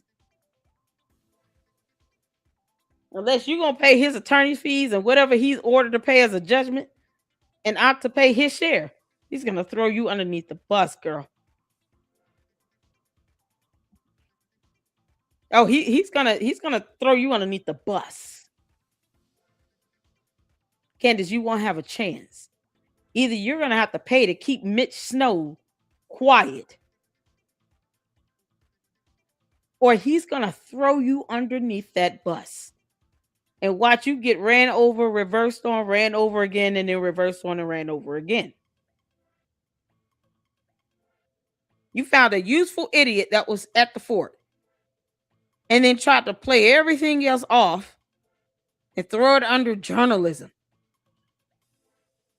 You underestimated the power of a federal lawsuit or the fact that Mitch Snow is broke. Oh, you got it coming, girl. Candace, you got it coming. When they say you're going to lose, you're forgetting your own co-defendants flipping on you, telling on you. And they'll be able to pierce your trust where you're trying to hide assets, all your LLCs where you have money flowing, where you think no one else is smart enough to put two and two together. You got it coming. And Mitch Snow, he's going to throw you underneath that bus because he's broke. He doesn't have the money to sit here and defame people on the level to which you do. He cannot afford to be defamatory. He can't afford it because there's still a judgment. He can't even raise money fast enough to cover attorney's fees. I can guarantee you all that. Have I missed the mark so far? Candace, I haven't missed, girl. That's why you keep listening to me, you dumb heifer, because I haven't missed. And Mitch Snow will be throwing you underneath the bus. Oh, man. Let's get back to it, y'all. Hit the like button. You know you want to. To the candy asses, once again, we don't care how you feel. You enter my chat at your own peril. Economy that allowed us to break through the legacy gatekeepers also produce the medium we now find ourselves trapped inside. That's not a reason to retreat from the medium, but we do have to be honest about what we've made. In this new environment, being first to a story is often more important than being correct, and being first to frame a narrative is often more important than being first to the story. What this produces at scale is what I've come to call the grift industrial complex. The grift industrial complex is real. It's lucrative. It's incredibly rewarding, too, in terms of the feedback you get from the audience. It turns out if you tell people what they want to hear, they're always happy to hear it. And so they reward you.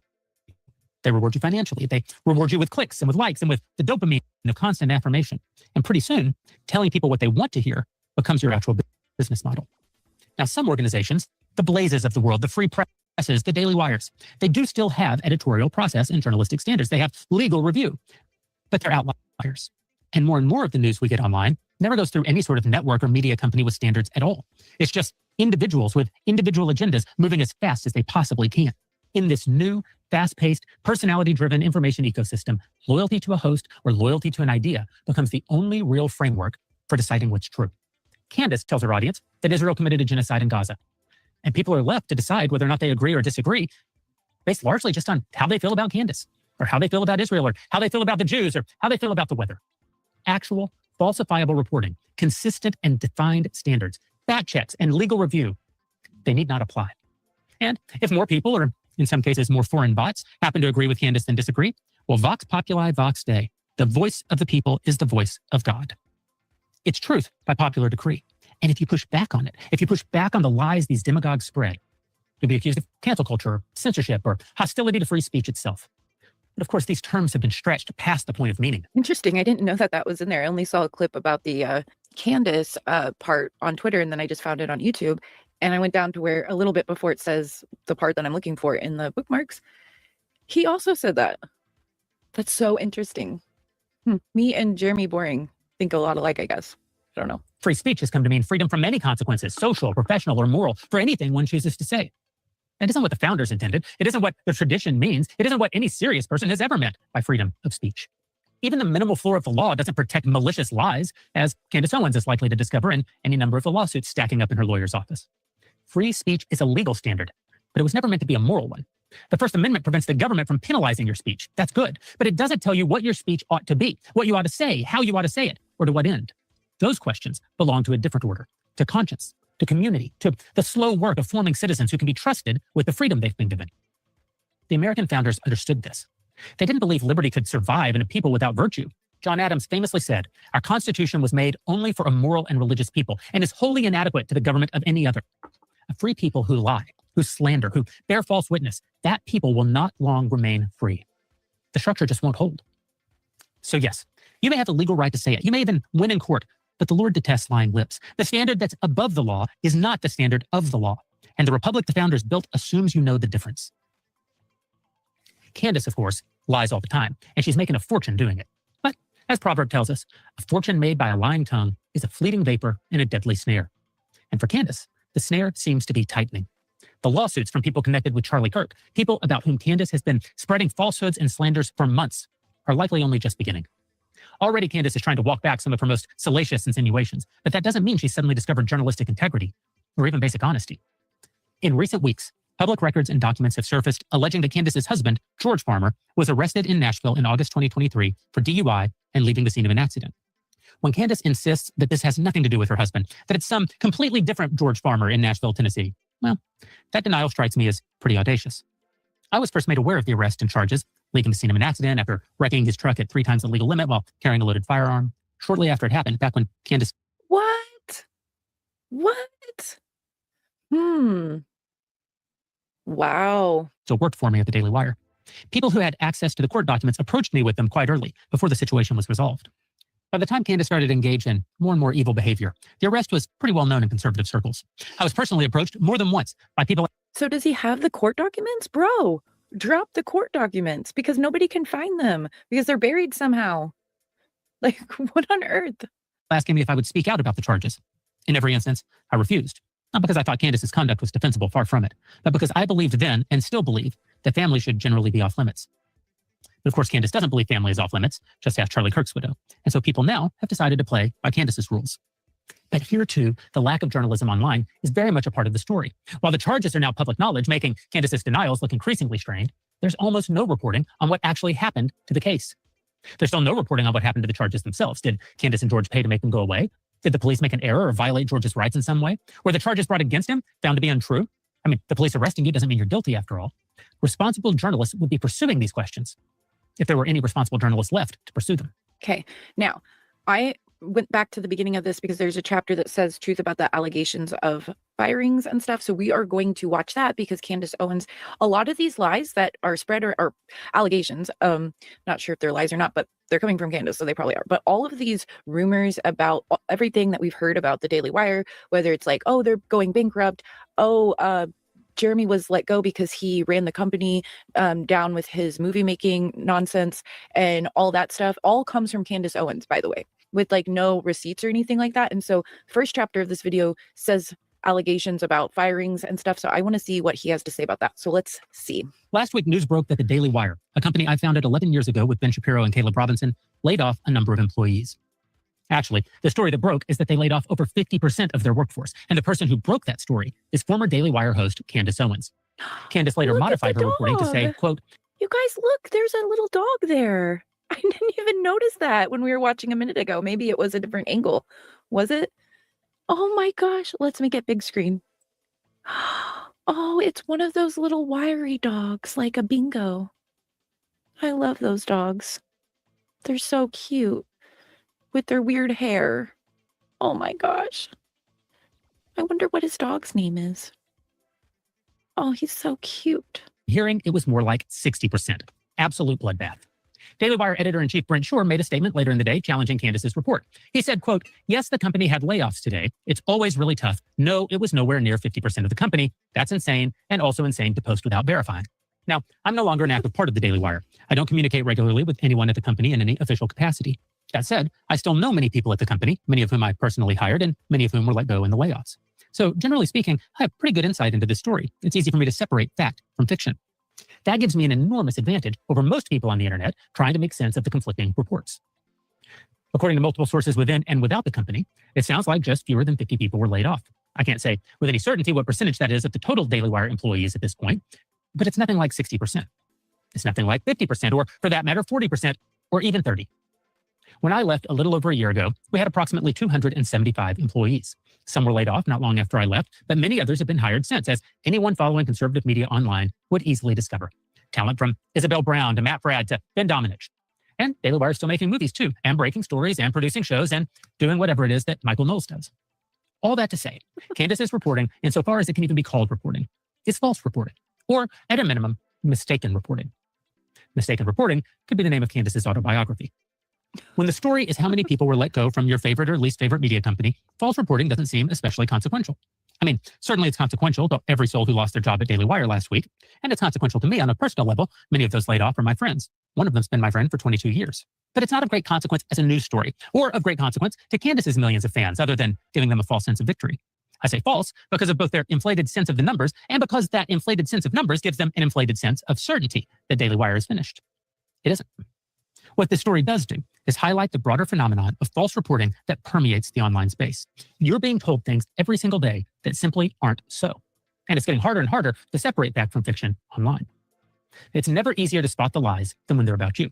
For public figures, even those with fairly small profiles like me, being lied about is par for the course. There's some scumbag out there who's made his entire business to respond to any story about me by suggesting I have a horrible toupee, when in fact, I have a wonderful hair transplant from Bosley. Highly recommend. The point is this. Lying online, either to troll or to advance some political agenda, is a very real phenomenon. Now, it's easy to spot the falsehoods when the claims being made are about you or someone you know personally, or about some area in which you happen to be an expert. Maybe you've experienced this yourself. Maybe you're in the military and you're watching some war movie. You're immediately able to point out all the mistakes. That guy isn't holding his rifle the right way. That officer isn't wearing the right ribbon or whatever. Or perhaps you open up some website or news app and you come to report on some other subject that you are a studied expert in. Or a story about an event you have firsthand knowledge of, or about an individual you know personally. The mistakes and false reporting become immediately apparent to you. The scales fall from your eyes, and for a brief moment, you realize that most of what you read in the news, or at least on the internet, is just crap. But if you're like most people, you suspend your disbelief once again the moment you read a story about a subject you know nothing about.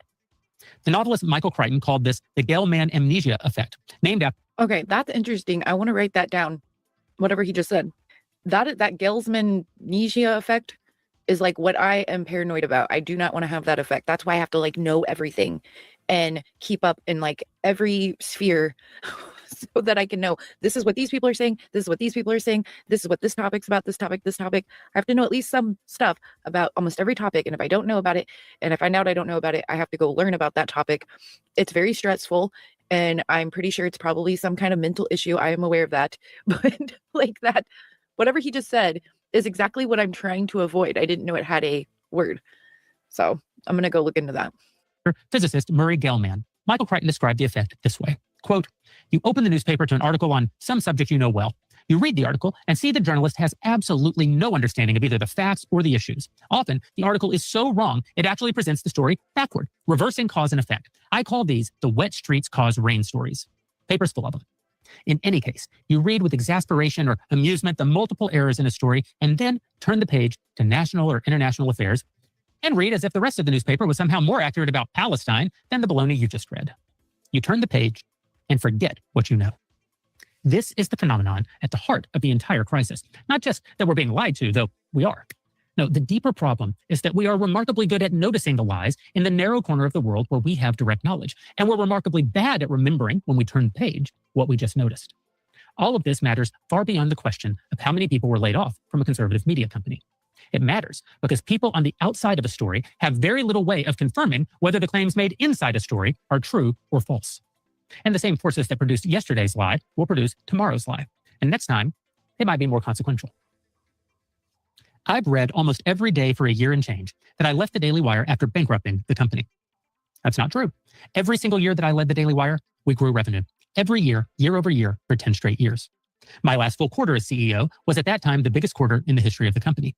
My last full year as CEO was at that time the biggest year in the history of the company, just like the year before it had been, and the year before that, and the year before that.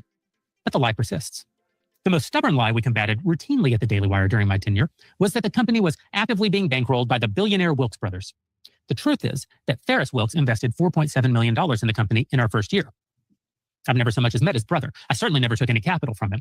And while $4.7 million is a lot of money, saying that year after year we're being funded by the billionaire Wilkes brothers, when the reality is we took money from one. Okay, so that, my understanding is that that lie about him getting fired because he's bankrupting the company with his movies all comes from Candace Owens. Okay, now I want to move on from there. Let's go into, I'm going to read you guys some stuff before we get into it. Since leaving the Daily Wire on March 2024, Candace Owens has engaged in numerous public feuds, often framing them as pushback against grifters, Israel First conservatives, or personal betrayals. Her independent content, podcasts, expos, and videos frequently targets former allies in conservative media and politics. Here's a comprehensive overview of most notable people and entities she's attacked. Ben Shapiro in the Daily Wire and Jeremy Boring, Erica Kirk, Charlie Kirk's widow, Laura Loomer, Tucker Carlson. Okay, so this is mixed. She's obviously not feuding with him now. Megyn Kelly, public rants and attacks, including over Israel-related disputes. I don't know about that. Might have been in the past. Michael Knowles, Alex Jones. This was in the past, I think. Or maybe it was I don't know when that was. Meghan McCain. This was new, that Victor Marx guy. Turning Point, French President Macron, Brigitte Macron. Pete had says Seth Dillon, Melissa Straight, claiming secret projects against her. Various TPUSA conservative figures over Israel loyalty. But I wanted to break it down into like more chronological and specific stuff. So there are 4 topics that she really hit on that drove up her viewership. The Baldoni issue with the Blake Lively, the Ends With Us lawsuit. Owens began heavy coverage around January 2025. This was a big thing. This was her chasing the algorithm. She strongly sided with Baldoni, framing it as Me Too backlash manipulation story. It became one of her biggest ongoing series and playlists with dozens of episodes. She was even subpoenaed by Lively's team in 2025 over alleged smear campaign ties, which she denied. Blake Lively subpoenas Prez Hilton and Candace Owens in an effort to prove Justin Baldoni's alleged smear campaign.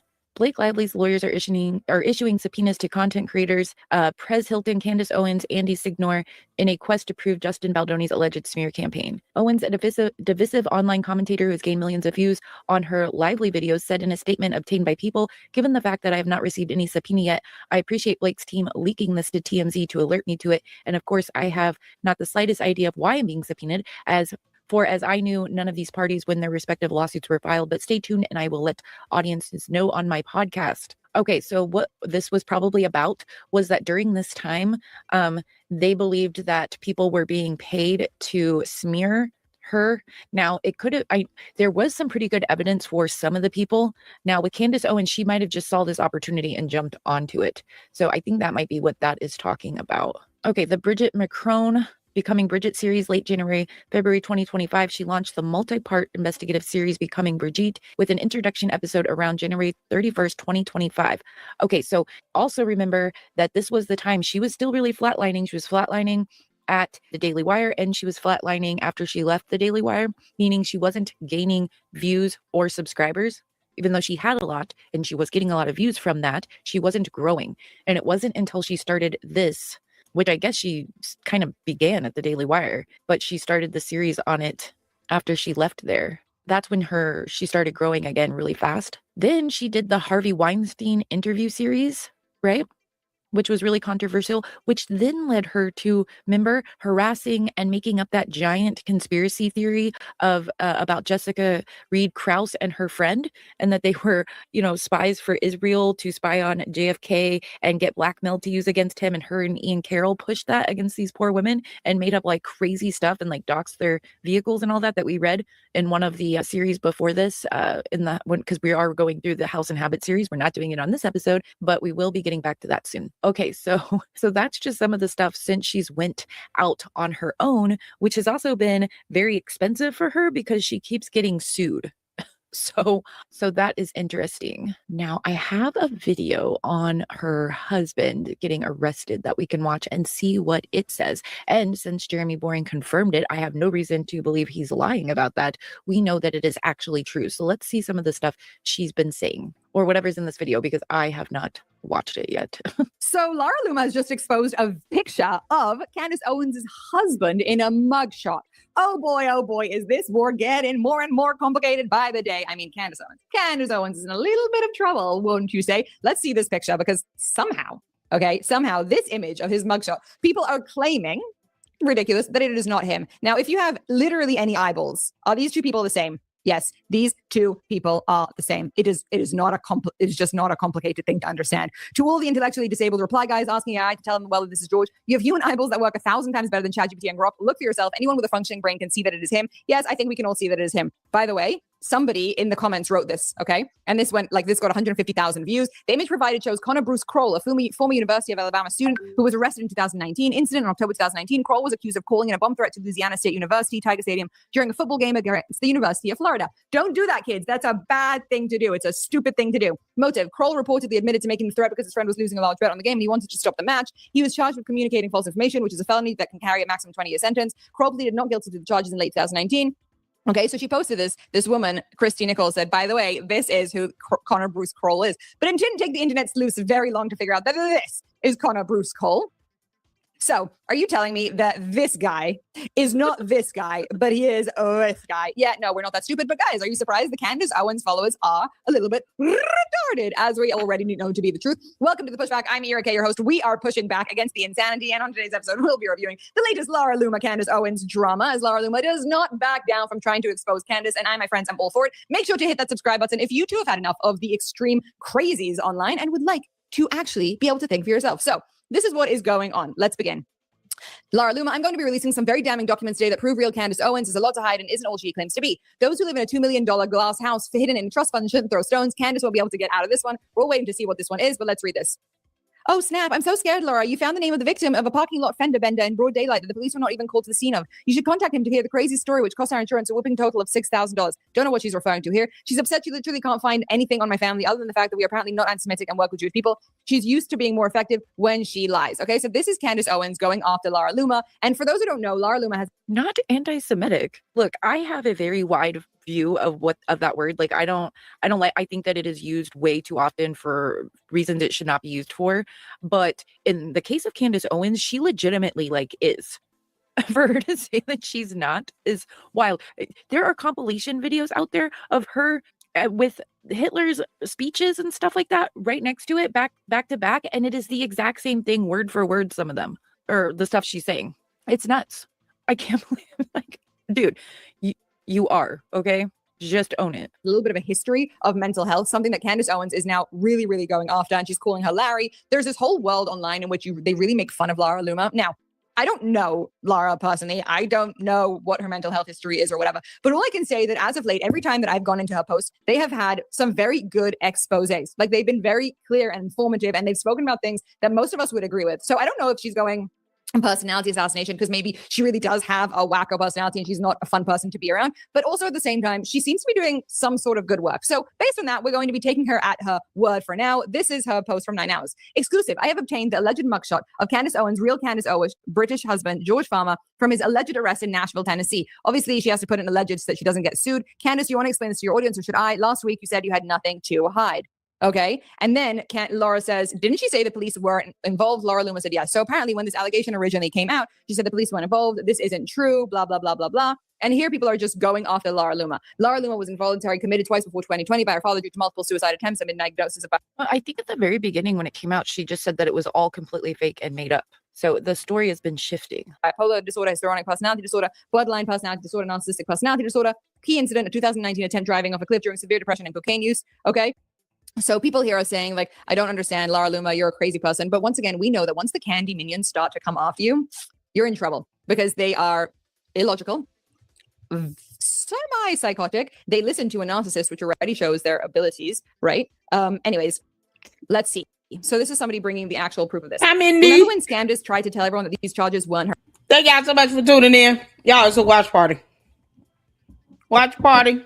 We're getting it in with the Eclectic journalist, who will be joining us on Tuesday in the Lady Luck Club. I'm excited and I cannot wait. So I thought we would have a watch party so that you guys can see her work. You can see what she does and how she goes about with her research and putting together her videos, her content, her compilations. And she definitely checks out many of the same content creators that we check out here in the Lady Luck Club. Y'all are looking at Mira K, who is absolutely funny and fantastic. So shout out to Mira K. And of course, make sure you guys are hitting that like button. Candace, you got a taste of your own medicine, heifer. That's what happened with Laura Loomer. Candace got a taste of her own medicine. Now she big mad that Mitch Snow is going to throw her underneath the bus under this federal lawsuit. Which, Candace, let me tell you something. And I've said this before. If there is credible evidence that is connected to this federal lawsuit that could be used to help support criminal charges, they can always refer charges over to the prosecutor. As an FYI,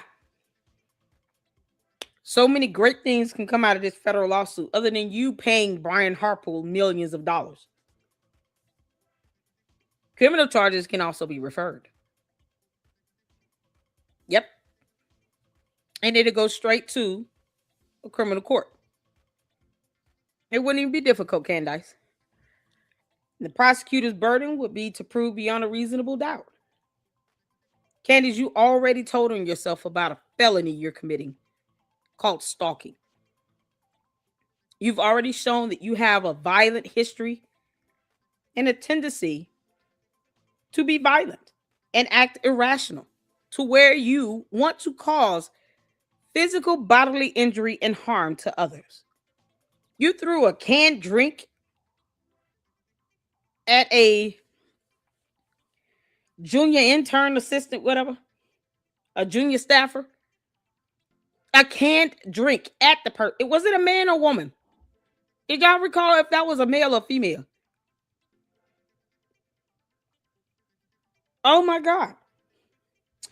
I know, Mackenzie. Oh, honey, yes.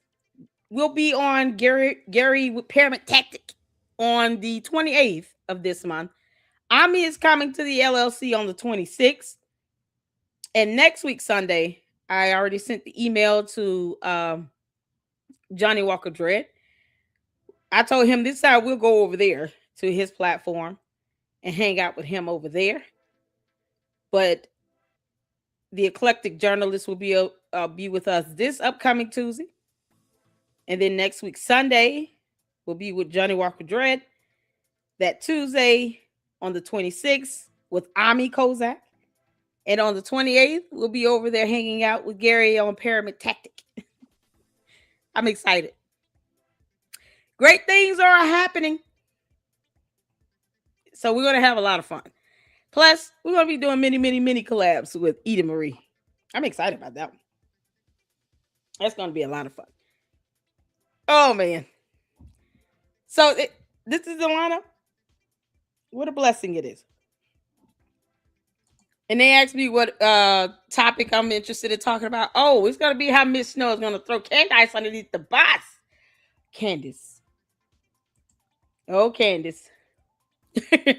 I'll be over there with Gary at Paramount Tactic talking about how Miss Snow is going to throw your ass underneath the bus. I am so here for it. Oh, you guys can always send me some ideas for the show. They asked me, so I'm asking you all. Because I love the Luxers here in the LLC, and I want you guys' input on that. But one of the things I do want to touch on is how Miss Snow is going to throw Candace underneath the bus. That's going to be something else. I am here for it. Miss Snow, you cannot afford to lose a lawsuit. Especially where criminal charges could quite possibly be forwarded out of this federal complaint. And I foresee Candace trying to settle. Just like with the Macron lawsuit, Candace is going to try to settle.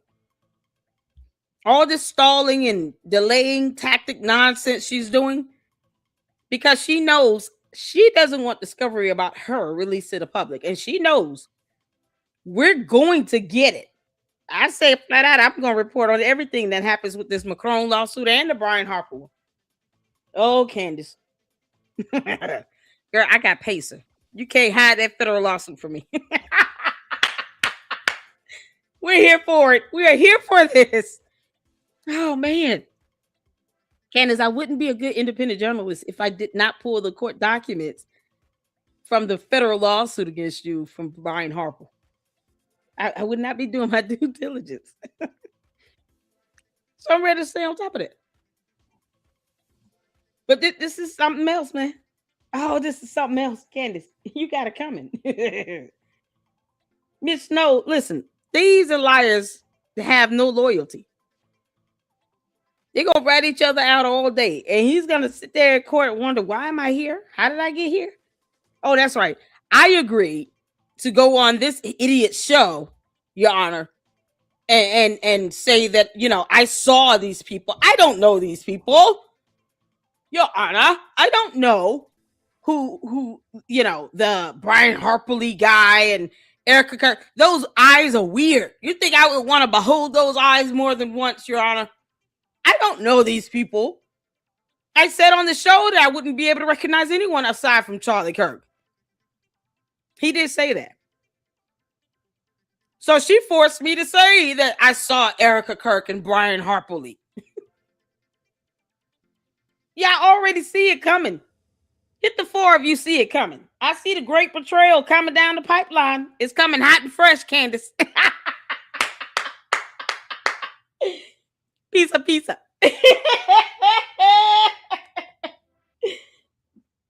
Miss Snow is going to deliver that betrayal like it's Little Caesar's hot, fresh pizza. Pizza. Yeah, I didn't know that's what she was wanting me to say. I had no idea. You can go to court. And to go in that district courtroom if you want to. Thank you, Diane. With that clown show. That judge will sit all of you down and your attorneys and dare you to make a mockery of their courtroom. Candace, you got it coming, girl. And you're not smart enough to see that. You're not smart enough to see the great betrayal coming down the pipeline. Pizza. Hot and fresh. Can we get a picture of Miss Snow?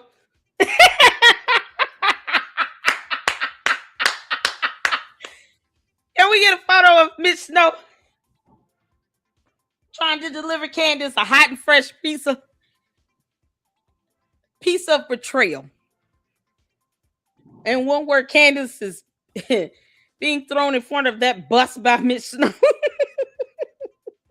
Candace, yeah, we're going there. Why does Ladylike Club have to keep saying that? Because he's going to throw you underneath the bus, and it's going to be epic. Candace, he's going to pull a whole new... His attorney is going to advise him, one, not to testify because he's a liar. Two, not to sit here and to try to protect you. Three, remind him that he's broke as hell and he cannot afford a judgment in the millions of dollars. That's more than enough reason. Oh, and four, Ladylike Club is absolutely right. They could force federal criminal charges out of this. If there's sufficient grounds for criminal charges to be forwarded to a prosecutor, then you have to face that. Stop playing with this, Mitch Snow. Mitch, you're not that smart. You chose to go along with this stupid scam with Candace Owens, the dumbest liar on podcasts. So that goes to show your level of intellect. You're not a smart person. You already know that. Even your own adult children don't want to be bothered with you. You will lie about stolen valor. And judges and juries don't like that, Miss Snow. They don't like when you lie about your military service in the United States of America. Y'all not fought for this country. How? I went on a military base and got removed. Wait a minute. So you went on to Fort Huachuca and they removed your ass from the military base? Why would they do that, sir? Because I was acting irate. I had a backpack. They thought it was a weapon in it. You know, all kinds of dumb stuff. What? Why would you do all of that and get removed from the military base? So you didn't go there for good intentions. You went there to be disruptive on the military base that no one's ever heard of until now. I haven't. I had never heard of it until then. It's not like a whole lot of activity happens there. Let me put it like that. This isn't like one of the biggest air bases, army bases on Earth or anything. We're talking about a small fort that has little activity. What goes on there? Who knows? And you got removed from the military base. Mitch Snow, you have to know that that will not sound good in court. They had to physically remove you off the base. And you still chose to go along with this BS with Candace Owens?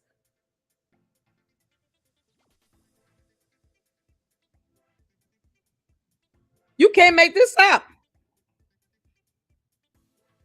Candace has a thing for propping up abusive people who are scam artists. Exactly. They're going to see that video of him hitting the car with a hammer, and his credibility will be destroyed in seconds. And then he raised the hammer to hit, at the time, his wife, while there's a minor child crying in the background. You think the judge and the jury are going to be happy to see that video, Mitch Snow? I'm trying to help you out, Miss Snow. Throw Candace underneath the bus, as you plan on doing, and tell her to kick rocks. Go in there and tell the truth that you knew that this was wrong. This was all a hoax. Candace Owens made it all up. And I fell for the okie doke because I was broke. I needed the money.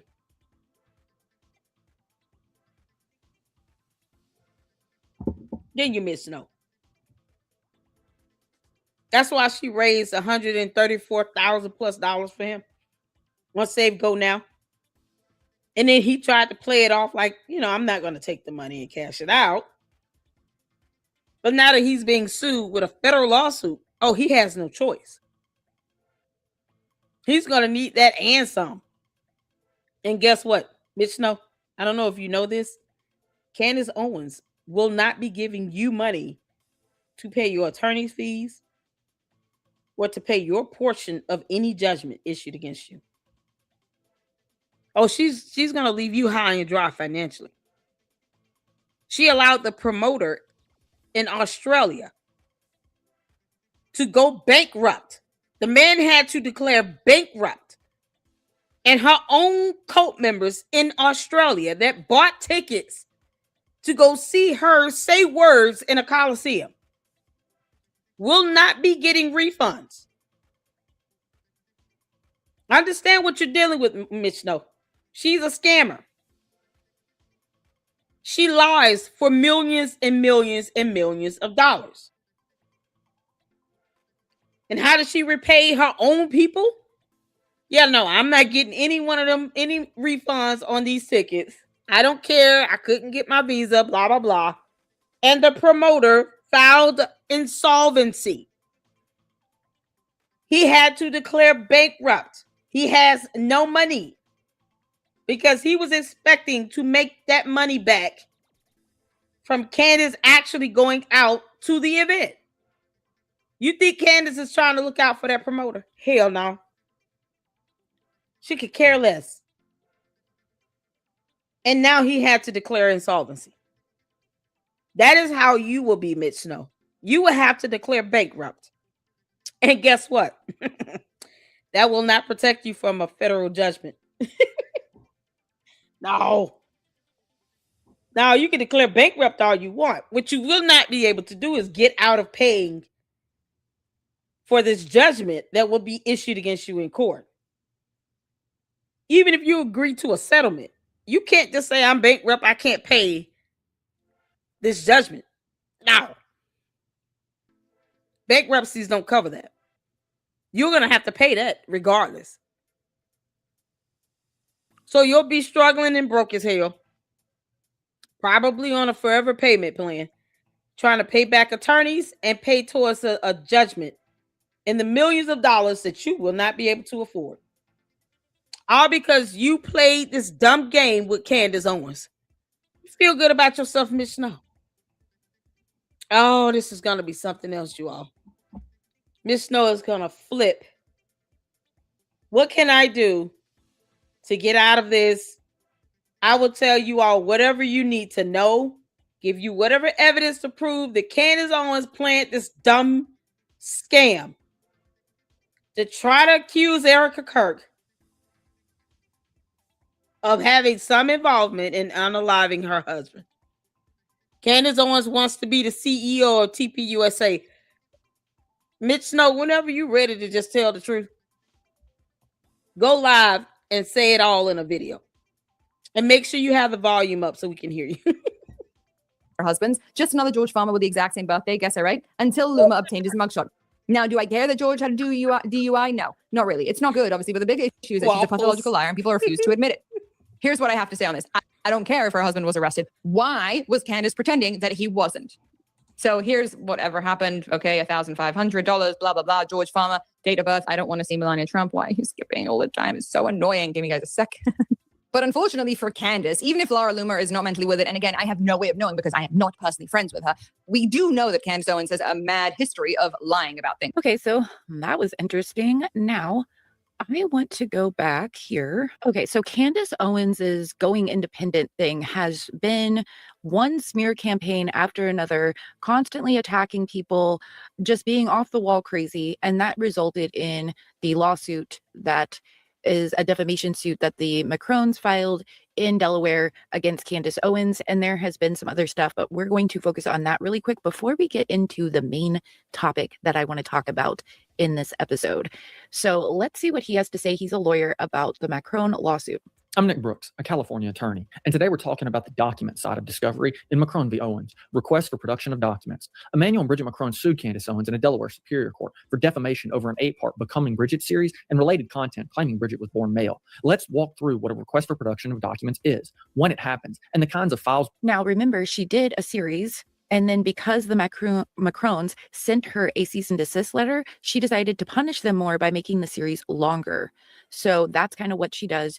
If you push back against her at all when she's attacking you, she then thinks you are deserved of more punishment. Both sides could be fighting over in this case. A very quick backdrop. The Macrones say Owens orchestrated a 200-plus page word campaign of global humiliation, turning conspiracy claims about Bridget's gender and their personal history into profit-driven content. They also say she ignored 3 detailed retraction letters attaching French civil records and kept escalating anyway. In that kind of defamation case, the paper trail and the digital trail, scripts, emails, analytics, bank records are everything. A request for production of documents is exactly what it sounds like. A written demand that the other side hand over relevant documents, electronically stored information, or other tangible searchable things or let you inspect and copy them. Think contracts, emails, direct messages, financial records, internal memorandums, video files, analytics dashboards, the hard evidence you use to prove or disprove what a complaint alleges. Unlike interrogatories, which ask questions, requests for production of documents go after the underlying receipts and often require a statement about what was produced and what wasn't and why. Timing-wise, document requests live in the main discovery phase. In Delaware civil practice, parties typically serve them after pleadings are set and the court issues a scheduling order related to discovery.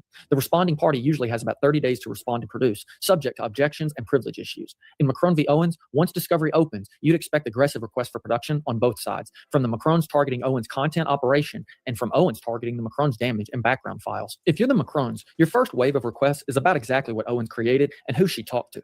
Sample requests for production in this case could look like this. 1. Provide all scripts, outlines, drafts, and show notes for any video, podcast, or social media post in which you reference Bridget McCrone's alleged gender or related conspiracies. 2. Provide all emails, text messages, and direct messages between you and any person concerning the planning, filming, or editing of content about Emmanuel or Bridget McCrone. 3. Provide all communications you receive from Emmanuel or Bridget McCrone or their representatives, including retraction or demand letters relating to your statements about Bridget McCrone's gender and any drafts of your responses. Those requests are aimed straight at intent. Who pitched the ideas, who warned her, and how the Becoming Bridget project actually came together behind the scenes. Next, the McCrones want the data and the money. Their complaint talks about a profit-driven campaign of global humiliation. So the obvious follow-up is, show us the numbers. Request for production. A profit-driven campaign of global humiliation for profit. Now, they will be able to tell that her audience and her views jumped up substantially when she started doing the McCrone series. The Becoming a Man series. They'll be able to see that with the analytics and everything, because you can see it publicly. So, Production of documents might look like this. 1. Provide all documents reflecting view counts, watch time, click-through rate, and the audience geography for any video or post mentioning Bridget McCrone's alleged gender or related conspiracies, including platform analytics dashboards and exported reports. 2. Provide all accounting records, invoices, sponsorship agreements, and payment statements reflecting revenue from advertising, brand deals, subscriptions, or merchandise tied to content referencing Emmanuel or Bridget McCrone. 3. Provide all documents sufficient to show gross and net revenue for your channels, shows, or podcasts for the period between March 1st, 2024 through July 31st, 2025. Producing that kind of material lets the McCrones tie alleged defamation to concrete reach and revenue instead of just vibes. Owens' team will send requests of their own, especially on prior litigation and the McCrones' damages story. In this case, sample defense side requests for production of documents could look like this. 1. Provide all pleadings, judgments, and appellate decisions from any French or other proceedings concerning allegations about Bridget McCrone's gender. 2. Provide all documents reflecting interviews, press appearances, or official statements by Emmanuel or Bridget McCrone addressing rumors about Bridget McCrone's gender. 3. Provide all documents supporting any category of economic damages you claim in this lawsuit, including lost speaking engagements, security costs, or business opportunities. Those productions give the defense ammunition to argue there was already a long public record on these rumors and to test whether the alleged financial harm lines up with the numbers. Big picture, requests for production in a case like McCrone v. Owens are about the receipts, emails, drafts, analytics, and bank records that either back up or blow up the story in the complaint. They're how lawyers move from the he said, she said to here's what the documents show. And in a defamation case, that can be the difference between surviving a summary judgment motion and getting the case thrown out. If you found this video helpful, please hit like so more people see it. Before you go, tell me in the comments. Okay, so I found that interesting. And there's tons of stuff you can see about the McCrone lawsuit, and we will probably get into just all the lawsuits as like one video in the future. Probably we'll see how it goes. But I want to get into the main topics. There was another scandal that broke out over another talent at the Daily Wire going on her own and going independent. And that would be Brett Cooper, who has very odd ties to Candace Owens. And it all happened very similar to the way that Candace Owens left and then built her independent platform. And I never really thought about this before, but I started thinking about it and looking into it a bit more. And I found some interesting stuff. So let me read to you about it first, like we always do. Okay, timeline and official story, December 2024 through January 2025. December 10th, 2024. So remember, Candace left in March. This was December. Brett announces on her YouTube channel that it's her last day hosting the comment section and working at the Daily Wire. She explicitly says, "It's not true that I'm being forced out. It was my own choice to leave," and she calls it bittersweet and praises her 3 years there. Early 2025, she launches the Brett Cooper Show, which was independent, and later signs on as a Fox News contributor and later interviews with Sean Ryan, etc. She frames the decision as personal, wanting creative control, better work-life balance, and feeling lost the previous summer while questioning her career path. No single blow-up moment, more like a slow realization that the Daily Wire contract no longer fit her life. Rumors exploded in the weeks before the announcement. Spats with Jeremy Boring over creative editorial direction, possible contract pay disputes, she was seen as underpaid relative to her growth, tension with her former best friend Maid of Honor, who became the new host of her old show, whispers that she was too friendly with Candace Owens, she liked post perceived sympathy on Israel-Gaza issues. Daily Wire and Brett both denied she was fired, but speculation created weeks of free media coverage and fan outrage. Candace immediately jumped in with multiple episodes, episode 120 right after the announcement and episode 138 later, defending Brett and accusing Boring of trying to bankrupt her via lawsuits on her way out, the exerting dominion over her personal life. Candace framed it as more evidence of Daily Wire's toxic control culture, exactly the same narrative she used about her own exit. The rumors about Brett Cooper's exit from the Daily Wire originated primarily from social media speculation in late November, early December 2024, before her official announcement on December 10th, 2024. They didn't come from one big leak, but built from a mix of observable clues, fan chatter, and online amplification. Main spark, a smaller TikTok account. The earliest widespread claims of her being fired or in conflict started on a relatively small TikTok account. Now, this is really weird and interesting. It alleged that she had gotten into a dispute with Jeremy Boring, which could lead to her contract not being renewed. This quickly spread to X, Reddit, and conservative commentary circles. Fuel that kept the rumors growing. Producer Reagan Rorick filling in. Brett's longtime producer and former best friend Maid of Honor started hosting episodes more frequently. This looked to many like a soft replacement or grooming for takeover. After Brett left, Reagan became the new full-time host of the comments section, and Brett unfollowed her on Instagram and deleted old photos, which fans read as a falling out. Perceived creative contract tensions with Boring. Rumors of spats over editorial control, pay, and creative direction. Some claimed Brett wanted more money after her growth and wasn't getting it. Boring later addressed it publicly and even expressed that Brett had hurt his feelings by not defending Reagan more. Perceived sympathy for Candace Owens. Brett's relatively neutral or soft stance on Israel-Gaza issues, plus liking some posts or not fully aligning against Candace, was seen by some as the real trigger tying her to the earlier Owens drama. Ongoing chatter about the company financial pressures, layoffs, and losing big talent made an exit feel plausible. Okay, so this read to me very interesting when I started looking this up, and it almost felt like it was all planted to make things leading up to her announcing her departure more interesting and drama-filled. So I started trying to look up videos about this time period. Let me show you guys what I found. I haven't watched all of them completely, but let's see. What was the final straw? I mean, almost nobody would give that up. Yeah. And start from scratch. And that's why I respect you so much. Mm-hmm. No, it was terrifying. I had to, outside a conversation, this was not this is a lot of thinking and praying and analyzing. And we looked at each other and we're just kind of like, are we basically willing to lose everything and start from scratch? Because again, we had, Alex had just started his own business. We had bought this farm that was like a stretch, but we really wanted it. And I was like, I could leave and it could backfire on me immediately. Nobody could care. Maybe I wouldn't make any money. Maybe I would have no anything. And I basically just had to decide, does that matter to me? And it didn't. And it worked. Yeah. But it wasn't because I was like, yeah. 1 million subs in 1 month when you launched your new. 1 million subs in 1 month. Okay, so I'm not going to play very much of his thing because I heard he likes to copy strike people. So hopefully that doesn't happen. Okay, after weeks of speculation, Brett Cooper, who commonly... Weeks of speculation. Why? Why was there? What was happening? You know what I'm saying? It's just weird that there was weeks of speculation, right? Mistaken for Ben Shapiro's daughter, has left what a lot of people thought to be her own YouTube channel. But no, not. Daily Wire's YouTube channel. And since uploading that video to the comment section with Brett Cooper, announcing their split, there's been a lot of developments. For one, she said that it was her own decision to leave, while other sources claim that she was pushed out. Her fans on TikTok were sneakily asking her to wear blue if she's under an NDA and she can't speak. Oh, we got Eclectic. But we'll get to that. Then most importantly, the channel. Girl, how you doing, girl? Y'all shout out to Eclectic journalists in the chat. How you doing? How you doing? Shout out to you. Y'all make sure you go over and support the Eclectic journalists. Thank you, Juju. I appreciate you. I have the best mouse on YouTube. Thank you so much. How's it going? You see, we having a watch party, girl. She said, oh God, I took a nap and crashed out, came on and saw this and panicked. Thinking, oh no, I was supposed to be here, but it's just a watch party. Oh no, it's a watch party. We're still on for Tuesday, girl. Don't worry, we still on for Tuesday. How you doing? Do you feel rested? Shout out to you. You guys show some love for the eclectic journalist. The queen of the hour is here with us in the chat, and she will be on the platform with us on Tuesday. I am so excited. You have no idea. I have so many questions. We're watching your episode 9 here so that people can ask all the questions they need to ask. I love how you put this together and how it flows well. Did I just hear this woman say she got 1 million subs in a month?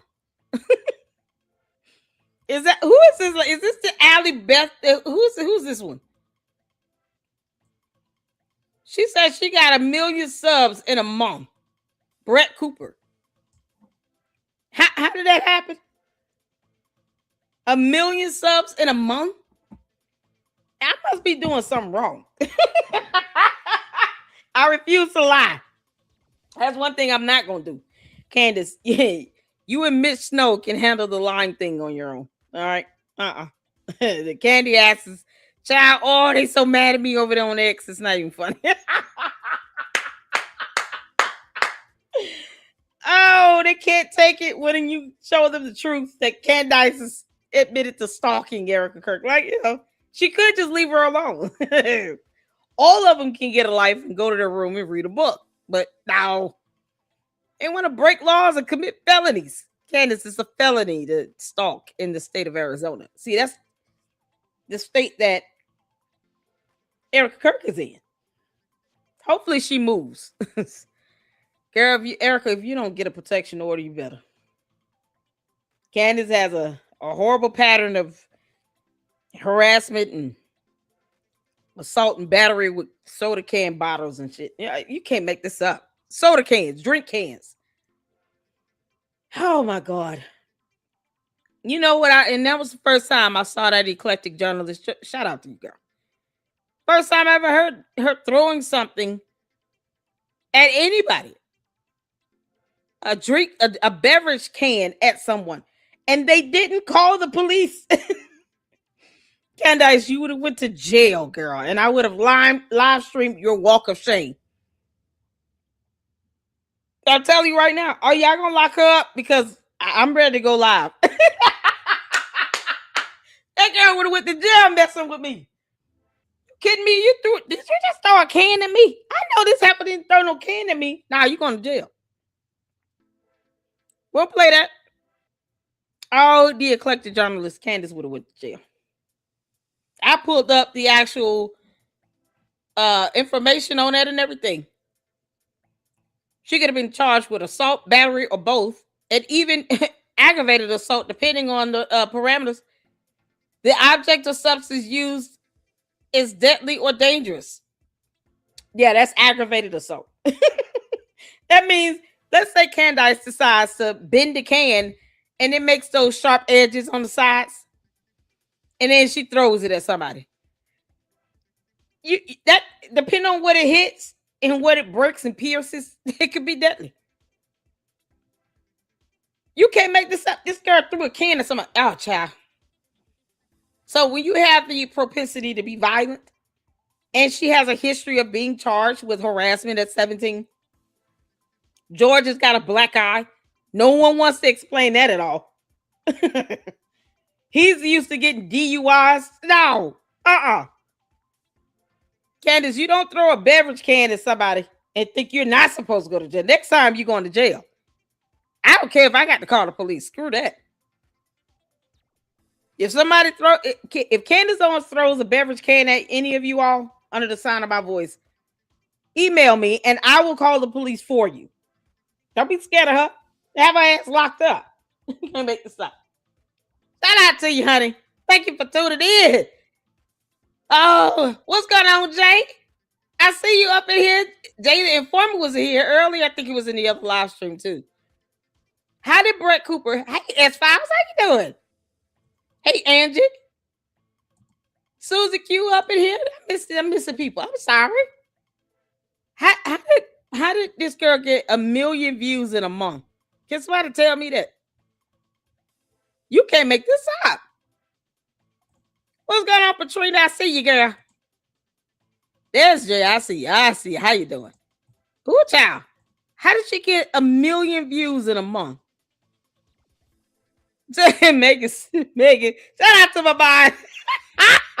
Maybe George didn't catch a can she threw at him. His I caught it. I'm like, George, you know her throwing a can at you. You got a black eye and all. That's assault. Aggravated assault. She could have poked you out. Are you gonna tell her what? What we doing? You just gonna take that abuse? God. I think she kicked him. She underestimated how strong his face was and broke her foot. Child, Candace really need to go to jail if she did that. Candace, I don't advocate for you to be beating no George and giving him black eyes. The hell wrong with you? And he's 6'2". According to that police report, he was 6'2", what, 180 some pounds or something? He's tall. Let's just say that. He at least 6'2". I don't know how much he weighed, but he tall. He tried to keep a police officer from getting out of a car. That's not the sign of somebody that's not used to fighting. Like, can you imagine him and Candace having an argument? And the next thing you know, he's rushing towards a vehicle trying to keep her from opening the door. If he did this, according to the actual police report from the DUI accident, Officer Garcia said he rushed towards the patrol car as if he was trying to prevent the driver door from being opened. That man, that is not his first time doing that. I want y'all to understand that. It seems like it's something innate in him. That is not the first time George Farmer has rushed towards the driver's side of a door to keep someone from getting out of the car. Because if you're bold enough to do that to a police patrol vehicle, to a police officer that has a weapon on them, understand that he has probably had to do that with Candace. George, you're not fooling over Dale body. Not me. George, you're not fooling mama. No, sir, you're not. You're not fooling mama at all. Lady Luck Club knows better. I'm able to see through Candace and Mitch Snow's dumb scam they tried to pull horribly. That landed them both a federal lawsuit. You're not pulling that on us, George. That is not the first time you've rushed towards the driver's side of a door to keep someone from getting out of a car when you're bold enough to do that to a police officer that has a loaded weapon on them. And George probably like, hey, I got one too. George, was the gun in the backpack when you did that? I need to know. Y'all think that gun was in the backpack when he did that? This is all in the police report, by the way. From a DUI he caught in 2023. So I'm just wondering if the gun was actually in the backpack at that point. Because he walked away from the scene of the accident, left the truck just sitting in a ditch, and tried to keep the police officer from getting out of the car. Police officer would have, if anybody else, the police officer would have tasered their asses. George walked away from that. He should be blessed God. I'm so glad this officer didn't get out and shoot me. You can't make this stuff up. Y'all know he's got to be, that is not his first time doing that. George has probably stopped Candace from getting out of the car a few good times because they got into an argument and she yelling and screaming and her history of getting charged with harassment, and she's a stalker and she throws beverage bottles and cans at people. That ain't the first time he probably done had to stop somebody from getting out of a car. He just pulled that stunt on the wrong person that day, and it just happened to be a police officer. Everybody doesn't take kindly to that nonsense, George. That cop could have shot you. Definitely should have tackled you to the ground. You can't make this up. See, you see how those things give you a glimpse into their behavior? I have never heard of anything like that in all my life. as well versed as I try to be in the law, I have never seen or heard anyone try to rush towards the police vehicle unit to keep the police from getting out of the car on the driver's side. Never. That is the first time I've even read something like that. And George Farmer tried that stunt. You know he does that often with Candace. You know it. You know he has to probably go outside. She got groceries or something. And he runs out. He tries to keep her from getting out the car because the boyfriend hasn't cleared the room yet.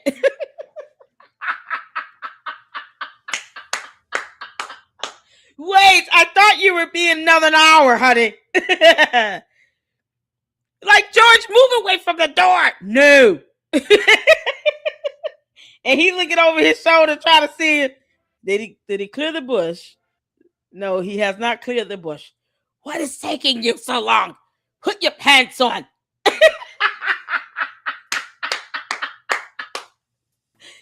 He's trying to distract Candace from getting out the car because the boyfriend's trying to get out the bedroom window. Oh, George Farmer, you can kiss my ass. I don't care how you like that. Hurry up. Hurry up and climb out of the window. George, who's that? I see somebody running through the bush. Did the kids see him? Oh, George. Oh, George, you bad, dumb alien.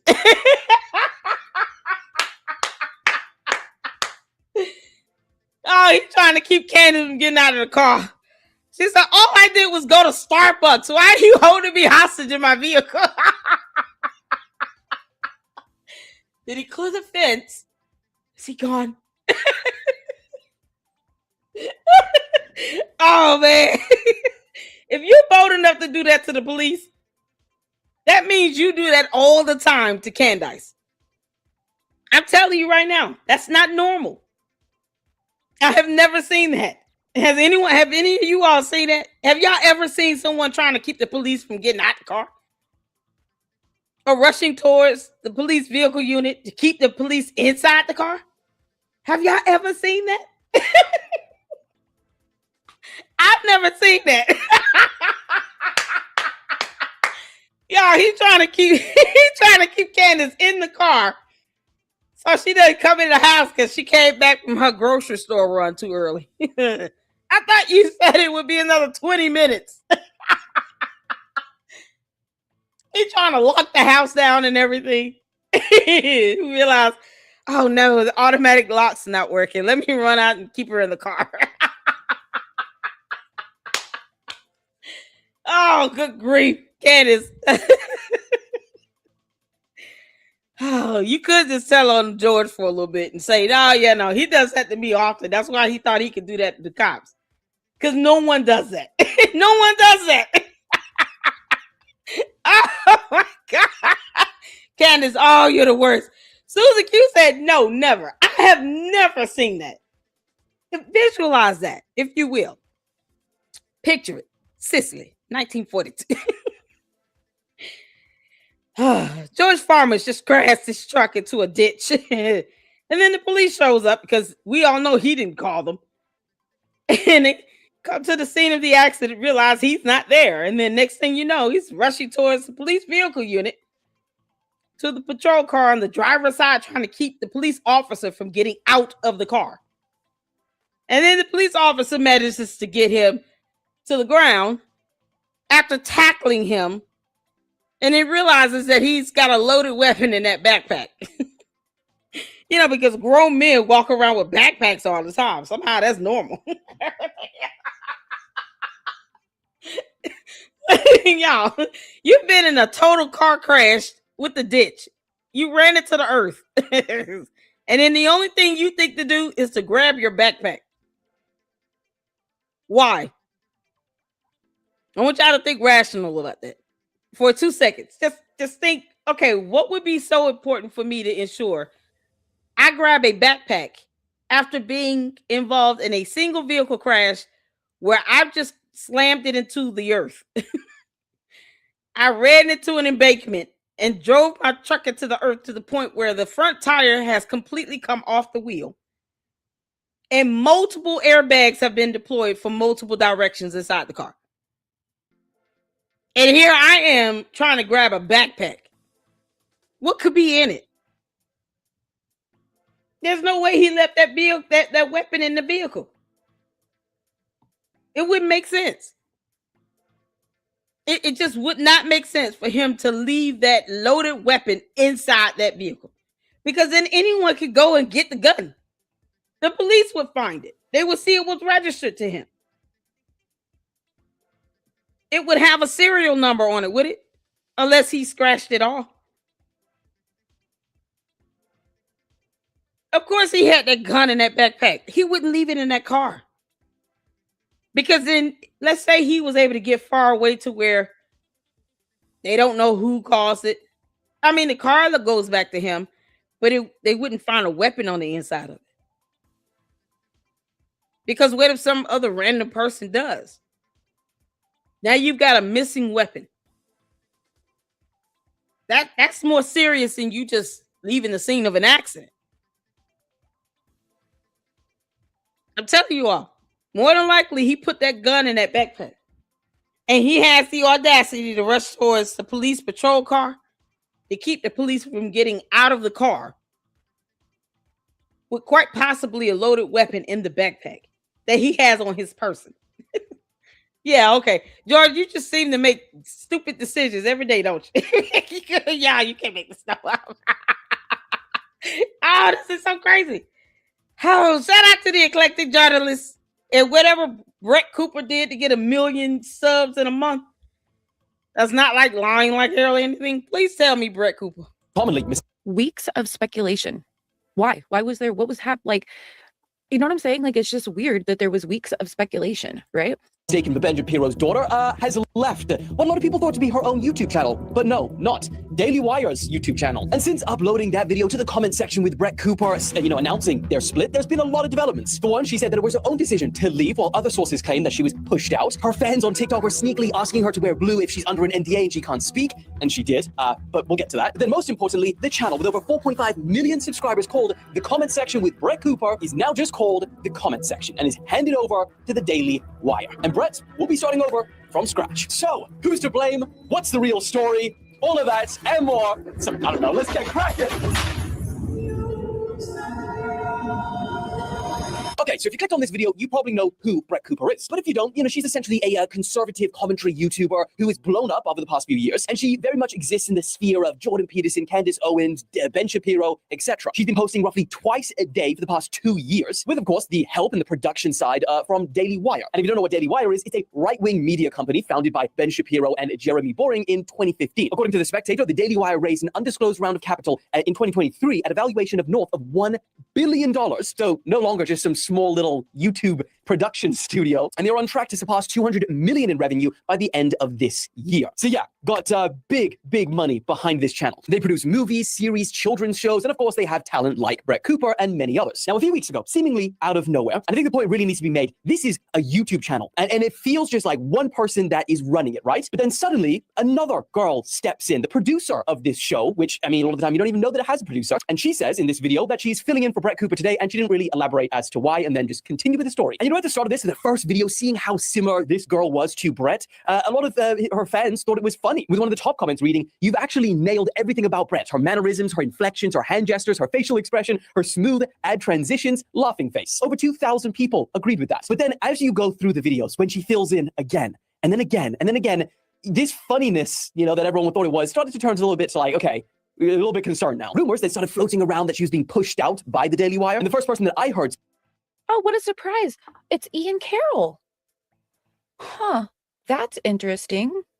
Speak about this whole situation was Ian Carroll, and he had this to say. And so I started digging in more. I talked to James, and I went and I started digging in and found my own source right at the Daily Wire. Now I've had even more come and corroborate since I reported on it. And it's not just that the Daily Wire is pushing out Brett Cooper. It's actually that Brett Cooper is under one of these contracts that has her basically tied to secrecy and silence, because now they're terminating her contract. Their arbitration clauses are coming into play. So she is in a secret court of arbitration, not a public court, where she is under NDA and can't say anything about it while they spin whatever narrative they want about it. And they're circulating around letters internally that are saying like, oh, Brett Cooper wants to leave. And that is not the case at all, apparently, according to everyone at the Daily Wire that I've spoken to. And it's that she had disagreements with Jeremy Boring over what happened with Candace, probably, and certainly more disagreements in terms of like the culture they what's going on, and is now getting pushed out. They are promoting her best friend, who was her maid of honor at her wedding. They offered her a contract that was so lucrative she couldn't refuse it. The best friend that her bestie had producer Reagan. Bridesmaid. Yeah, her producer was her bridesmaid at her wedding this year. And they apparently allegedly gave her acting classes to help her imitate Brett's mannerisms. Now, there's a lot more detail to what Ian claims in here. I mean, this is like a half an hour conversation, but I'll bullet points. He alleges that Brett was being pushed out by the co-founder of the company, Jeremy Boring, due to disagreements. He claims that Brett is getting screwed 9 ways till Sunday while Jeremy tries to make it seem like they are splitting amicably. And then he also claims that Brett is under a non-disclosure agreement, so she can't speak publicly about anything without being liable while they can set the tone for it. And to that point, and keep in mind, this could be entirely a coincidence. I don't know how often she wears blue, but from this article that The Spectator wrote about it, they were saying that a lot of her TikTok fans were commenting saying, wear blue on your last day if you are under an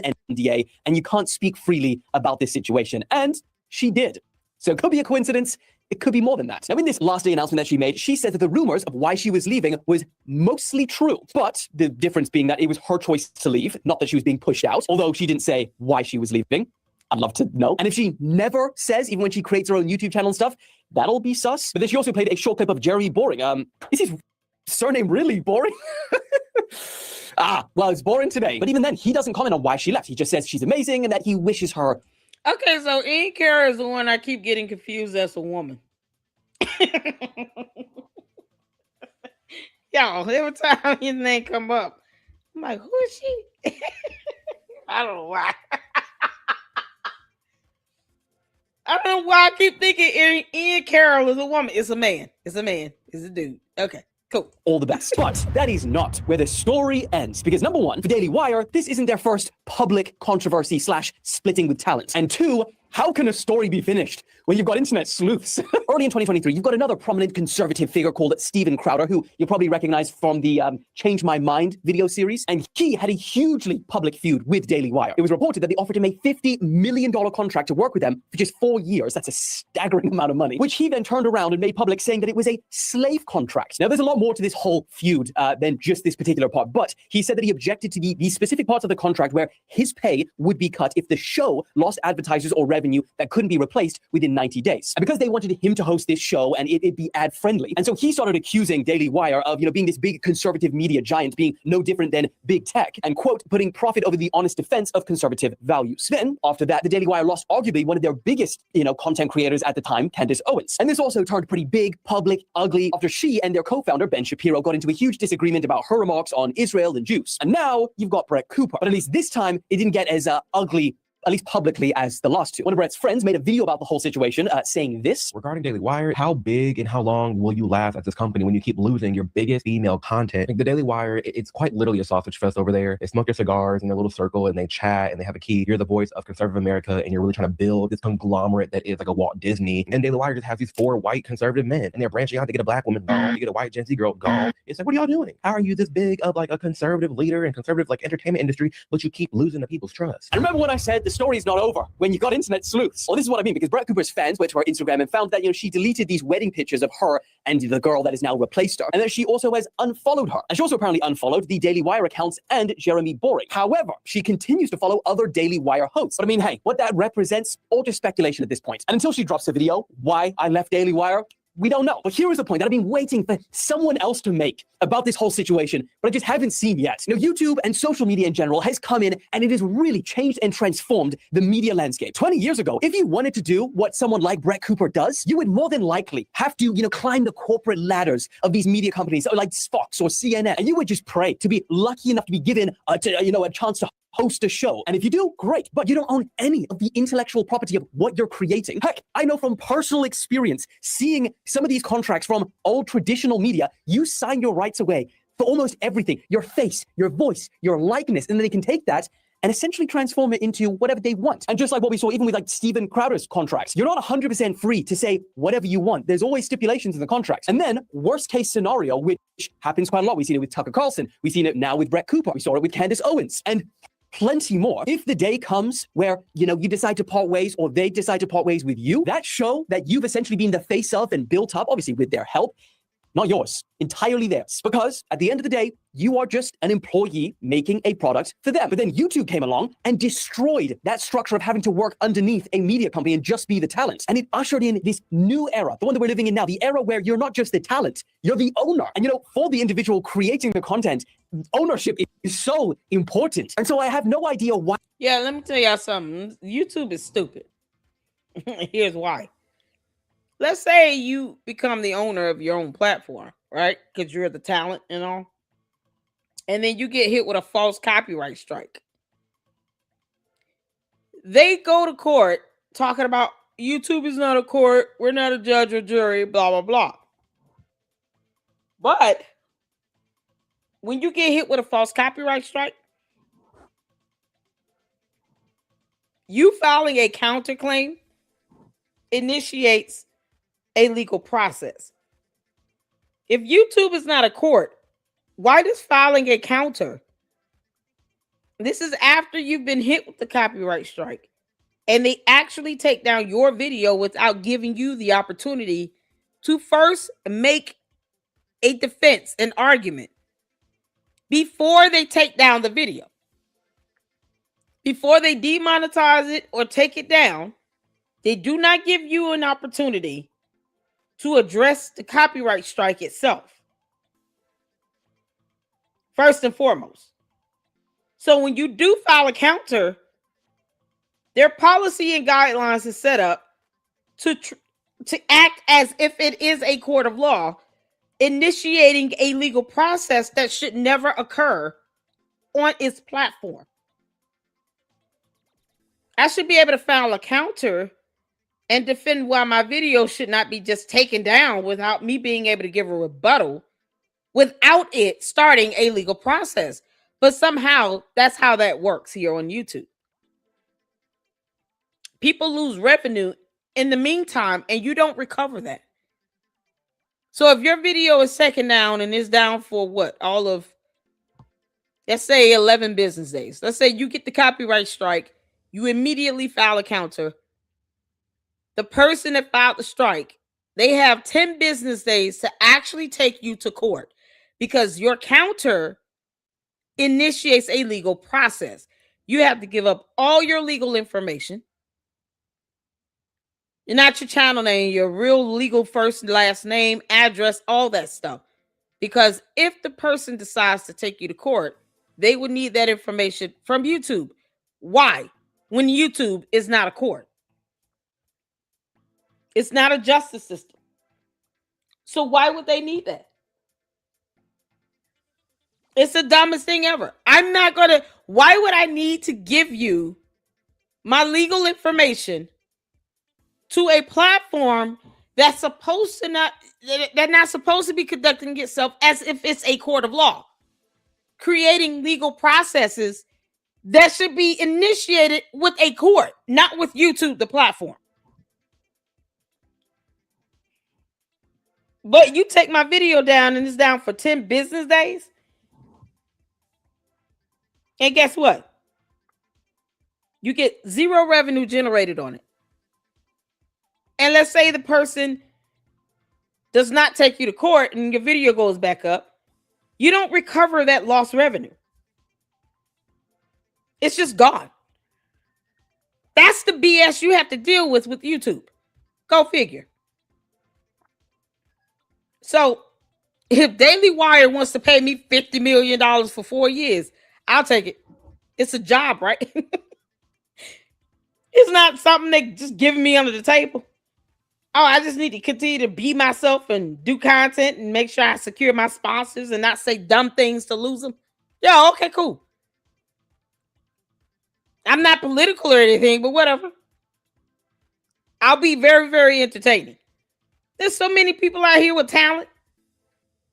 Ben Shapiro, if you need somebody to fill that spot in from Steven Crowder, fine. I'll do it. Whatever. $50 million. Oh, okay, cool. I don't even see how that's a bad deal for me. Child boo. If you lose a sponsor, you got to get another one in 90 days. Oh, okay. I don't have to worry about anybody filing copyright strikes on my channel. So, oh, great. Cool. Yeah, let's go. Let's do this. Are you kidding me? So technically, that's the headache you have to deal with YouTube. You don't recover that revenue.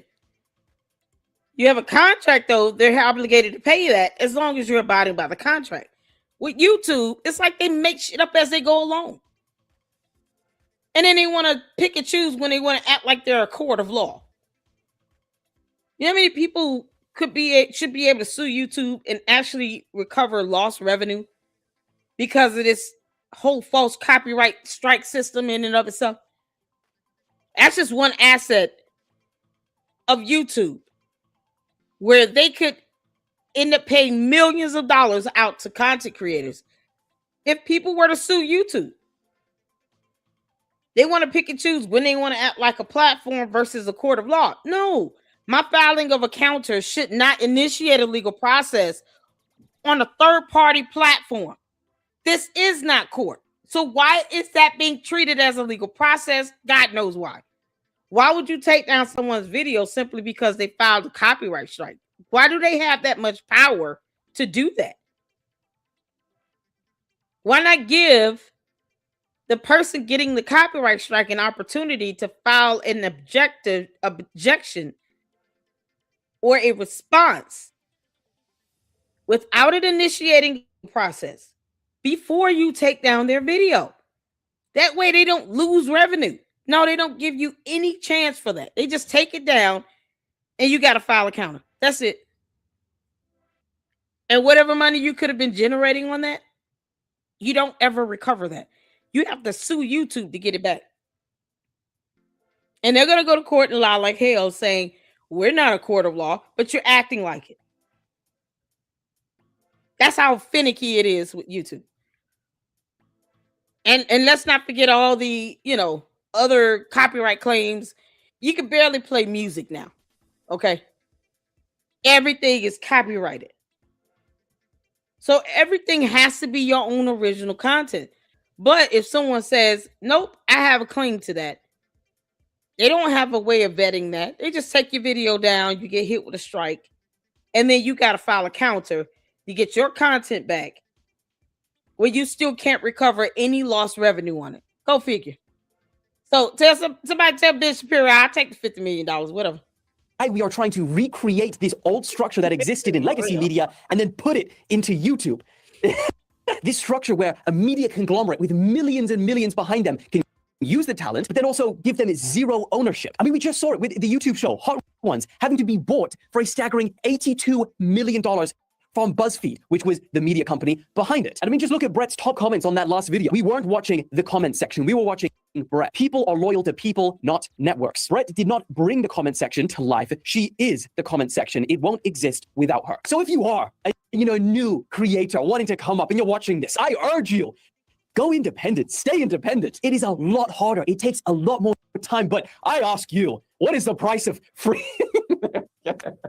Okay, what is the price of freedom is what I was trying to say. Okay, so I was so curious about I've this never whole heard Brett of this situation. content creator. Something just seemed odd to me. And I found an article, and we're going to go over that article, and then I am going to show you something that I found that is wild. Okay, so let me go there. Okay, so this is an article by, I'm not sure. It's from the Cute North Georgian is the publication, and Ask Annabelle Anderson, maybe? I don't know, maybe we'll see. Yeah, author Ask Annabelle Anderson. Okay, so this is titled, Is Brett Cooper the New Conservative Mean Girl? And it was written... No, I'm gonna be honest, I'm gonna say no now. All right, Candace holds that title. Candace, you're still the mean girl, stuck at 16 years old. I don't know Brett Cooper. I mean, did I hear Ben Shapiro's daughter? Is she Ben Shapiro's daughter?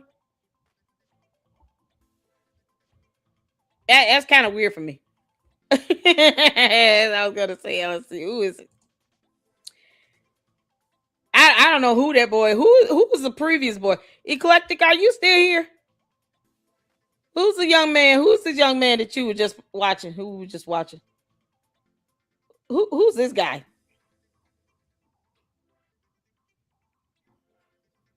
Look at this, but is that the Grinch? This is Candyland. This is candy canes or something. That must have been Christmas. Y'all, that looks like the Grinch. Why am I just not seeing this? Oh, good God. Oh, she said, I don't know any of these people. Eclectic Jonathan said, I don't know any of these people. Oh, girl. Oh, that's so funny. Okay, cool. I don't know who he is. Oh, no. Not Ben Shapiro's daughter. Looks like him, though. Those eyebrows. Okay, cool. I thought I heard Ben Shapiro's daughter. I'm like, what in the hell? Child. I was about to say that's something else if she's Ben Shapiro's daughter. That goes to show he don't care. Ben Shapiro, if you want to hire me, Pip, I'll come work there. I'm not changing my apolitical views, though, but whatever. It will be fun and interesting. We'll get Edie Marie up in there. We'll be doing our skits like Mad TV style, y'all. Now, listen, I enjoy laughter, okay? It reverses the aging process, releases endorphins, your muscles get a good exercise. Laughter is good for the soul. Amen. It just is. You can't beat it. All right. So you don't have to worry about that. Are we laughing? We gonna laugh the whole time. Here to offer some comedy up in here. I think that's it. Just switch it up and put some fresh people up in there. Bring in a little more comedy. I don't have to talk about politics at all. Candace is just a mean alien. For me to put my foot on her neck, don't have to be political. Look at God. Won't he do it? So we don't know who this young man is. And obviously Brett Cooper is not Ben Shapiro's daughter. I'm gonna fast forward a little bit. I think this goes over what's happening with Brett Cooper and stuff. I mean, is that how she knows Candace? I thought they had a headbutting session. I'm gonna skip forward just a little bit. And you guys can always check this out on this is still talking about Brett Cooper. You guys can always check this out over on the Eclectic Journalist channel. I recommend it. But I'm just going to skip forward a little bit for the sake of brevity because we do have another live scheduled tonight on one of the episodes with Candace. It's hard for me to listen to that damn girl. Well, what, Candace, why are you bothering the White House? God, I hope they lock her ass up for that. All right, y'all. Viciously silent as her friend is engulfed. And engulfed is the right word. I've watched numerous hostile YouTube videos, read hundreds of comments where people spread baseless rumors about Reagan. The sexist attacks question her chastity, circulate unflattering AI images of her with smeared mascara, and unleash every kind of vitriol the internet throws at women it deems vulnerable. The Timu Brett comment. One of Cooper's most influential allies, Candace Owens, a former podcast host for the Daily Wire, publicly commented on Brett Cooper Reagan Conrad drama. Owens amplified a YouTube comment that referred to Reagan as Timu Brett and appeared to suggest in her typical "I'm just asking questions" fashion. Candace, why are you going after this woman? She's just doing her job. They wanted her to fill in for Brett Cooper. She did. The end. Why are you calling her the Timu Brett Cooper? She don't look like her at all. What are you talking about? Why attack her as opposed to the person that made the decision for her to take Brett's spot? You know, because you're a clown. Candace, you're the one that said you were an alien. Okay. We went with that. Yeah, shout out to Adam. He sent that alien photo. Oh, Candace. Girl, you know you got it coming, girl. Oh, we're going to pummel your behind. You can't make this up. Meanwhile, she wants to lie about George Farmer getting a DUI. Ugh. You got the nerve to talk about somebody being a Timu. Candace is the Timu version of Condoleezza Rice. can make this up. That some people say Reagan had stabbed Cooper in the back, all while dramatically gesturing with crazy eyes and a strange stabbing motion. All right, guys, unbelievably, this is the last episode of the year. I'm just doing it from my laptop. It feels super organic. Sort of back where we began. So many things to discuss. So many things. Cold-blooded in the house. Cold-blooded. What's going on, cold-blooded? We got eclectic journalist Edie Marie Cold-blooded up in here. How you doing, honey? We would love for you to come into the Lady Luck Club. We got to schedule a show or collab with you. Can you email me and we can schedule something? Do you mind? Lady Luck Club LLC at yahoo.com. I just sent him. I tried to send you a private message on X and something is going on with that. Is blocked or something. I don't know if you know that, but we can't send you private messages over there on X, which is fine. I understand if you want a little piece. Can you email me so we can schedule something and have you come into the LLC when you have time, when you're available? We would love for you to come up here. We got the eclectic journalist up in here. She's going to be joining us on Tuesday. I would love for you to join us sometime next week, cold-blooded, when you're available. Email me, honey. Let me get you my email address. Let mama drop my email to you. Y'all, welcome the cold-blooded Christian up in here. Cold-blooded. Oh, I love it. I told him on X, I am loving his videos. I really am. You're becoming a quick favorite. Edie Marie, man, we got all the celebrities up in here. The eclectic journalists, y'all, won't God do it? Didn't I tell y'all? We're going to be on Gary with Paramount Tactic, Ami Kozak, eclectic journalists. Let's get cold-blooded Christian up in here. We've had Milk Bar TV up in here a couple times. I'm just excited. Joshua Carr. I'm so excited. Nick Brooks has been up in here. We've had it all. We got to keep it going. Keep it going. Email me, cold-blooded. Let's get you up in here. And let's show them some love, y'all. There you go. We got Edie Marie. That is Eclectic Journalist YouTube channel link. Cold-blooded Christian channel link. Y'all make sure you go over to the Cold-blooded Christian. Let's get him monetized. Go show him your love and support. Subscribe and hit that like button. Email me, honey, so we can get you up in here and have a collab with you. That would be fantastic.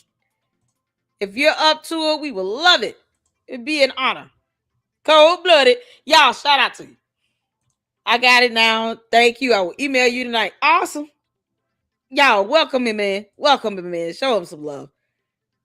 Mackenzie, that woman Candace had on Elizabeth Lane is the one who writes Erica is psycho novels on X. What? Oh, Lord. Candace, you resorted to having podcast shows with your cult members now because you know everybody else is going to question you.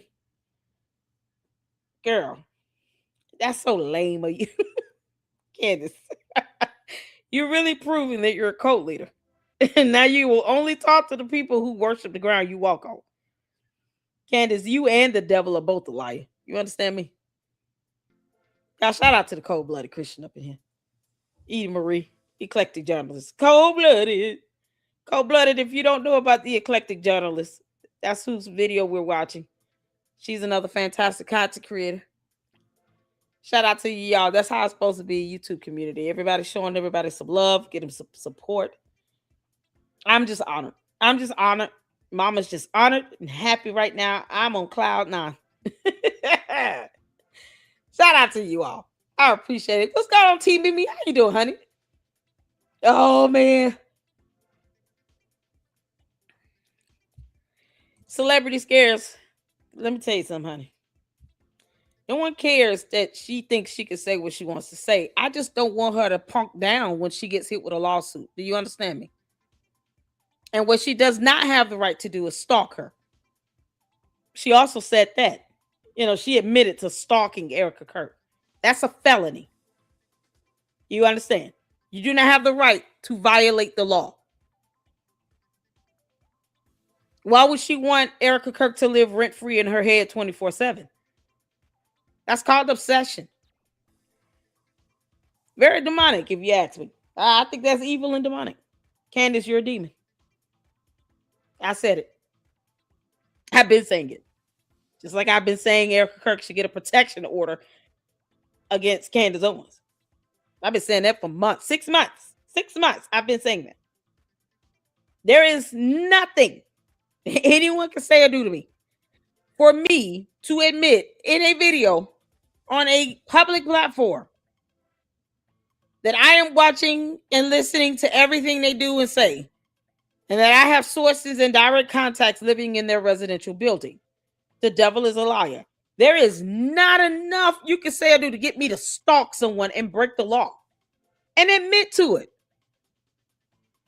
And of course, the cult members are going to pretend like nothing was said because they only believe their cult leader. I'm not here to change your mind about anything.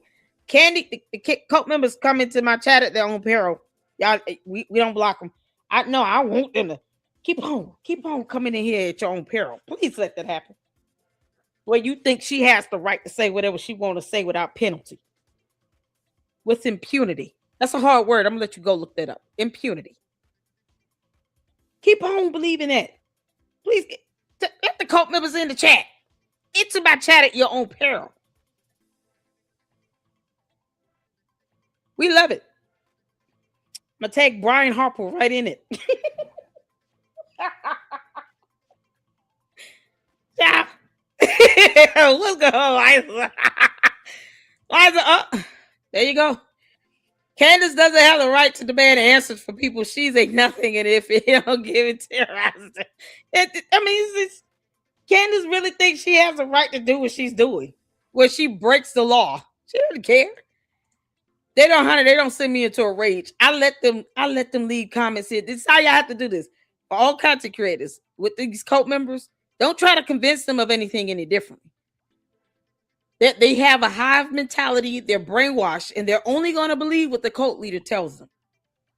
My goal isn't trying to convince cult members to believe whatever opposite of what the cult leader tells them. They're just going to copy and paste whatever she says, and then they're going to try to justify it. Don't try to convince them of anything. Let them enter your chat at their own peril. And then when it's all said and done, send it over to Brian Harper and his attorneys. And let that be that. Can we bless God and hit amen? Hit the 4 in the chat. Shout out to the cult members that keep coming in my chat at their own peril. We here for it. That's how it's done. Oh, hit the 4. Demons are gonna demon, just like their leader. There you go. Oh, see, that's a good way to put it. Y'all hit the 4. Amen. Demons are gonna demon. We're not here to change the mind of cult members. If you try to do that, you will spend too much time in your life trying to change someone the way they think. We're not here for that. We put out the information. If they decide they want to respond to it, that's on them. But I'm not trying to convince them of anything. Enter my chat at your own peril. I give this disclaimer at the beginning of every live stream, every time we talk about Candace. Candace. Because we know they're gonna come. They don't like my rebuttal. I don't care. They don't pay my bills either. Why won't the cult members send me a bunch of supers? That's what I would love to know. They can sit here and help Mitch Snow raise $139,000. Oh, where the cult members at when it's time for them to hit a super chat? Hit a super chat. If you're going to see it and say something dumb, at least send $7,000 my way.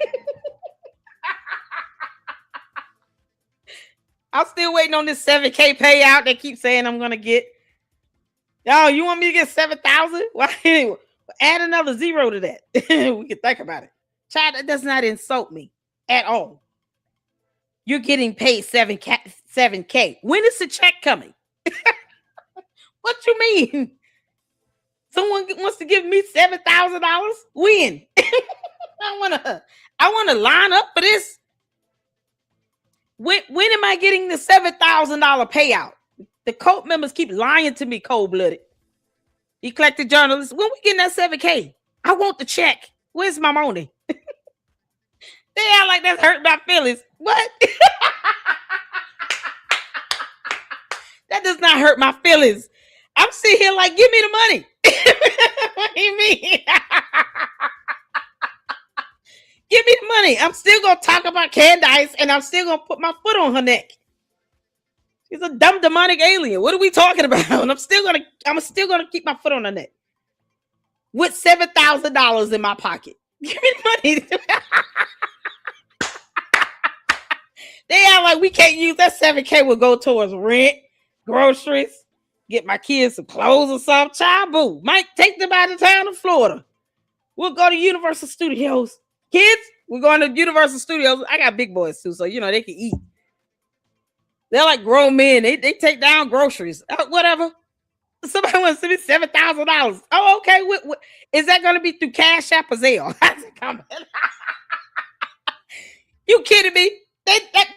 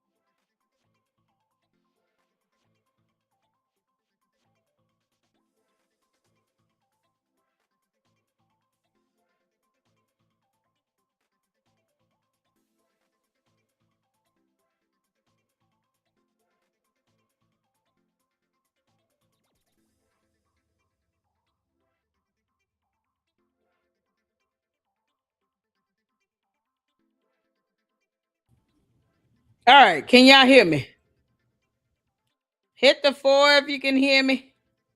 Hit the 4 if you can hear me. I had to reboot. Lord have mercy.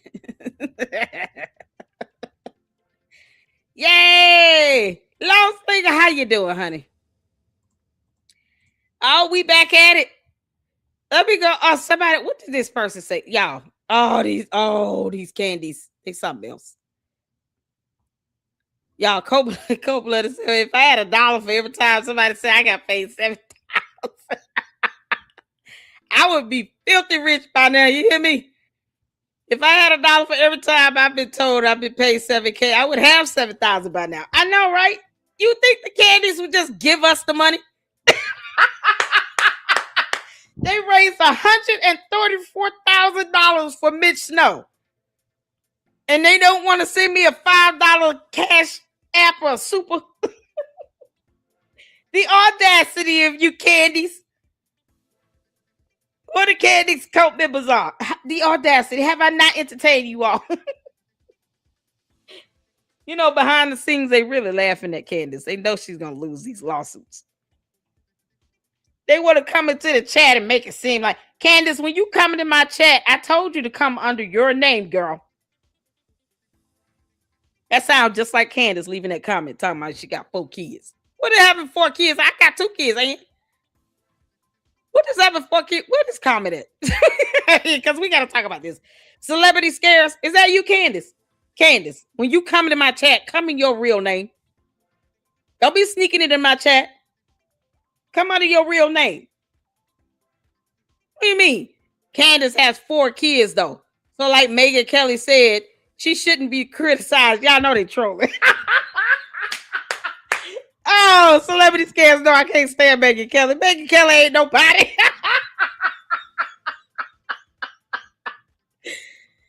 Candace, stop trolling my chat, heifer.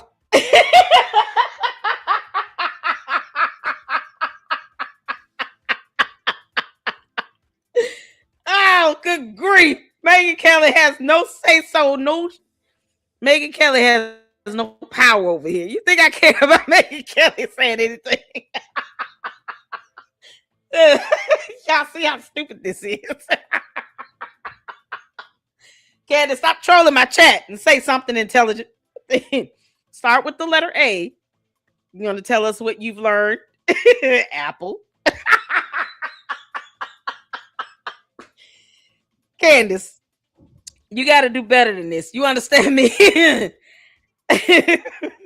Until proven otherwise, this is Candace trolling me underneath another name. Girl, if you don't get these bots upgraded, you better. Stop being cheap. Candace is so cheap. How you gonna have all these bots and be this cheap, girl? Bye.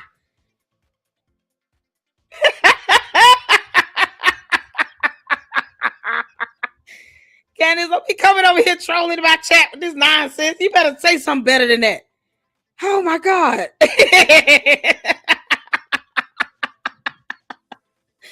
Oh, Lord have mercy. All right, Laurie. Good to see you, honey. You doing all right? Get back to your study guide, girl. Making us all proud. Shout out to Laurie. Getting her education on. It's imperative. Oh, man. They're talking about Candace got 4 kids. Wow, if she had 6 kids, what would be the issue with that? What would it is?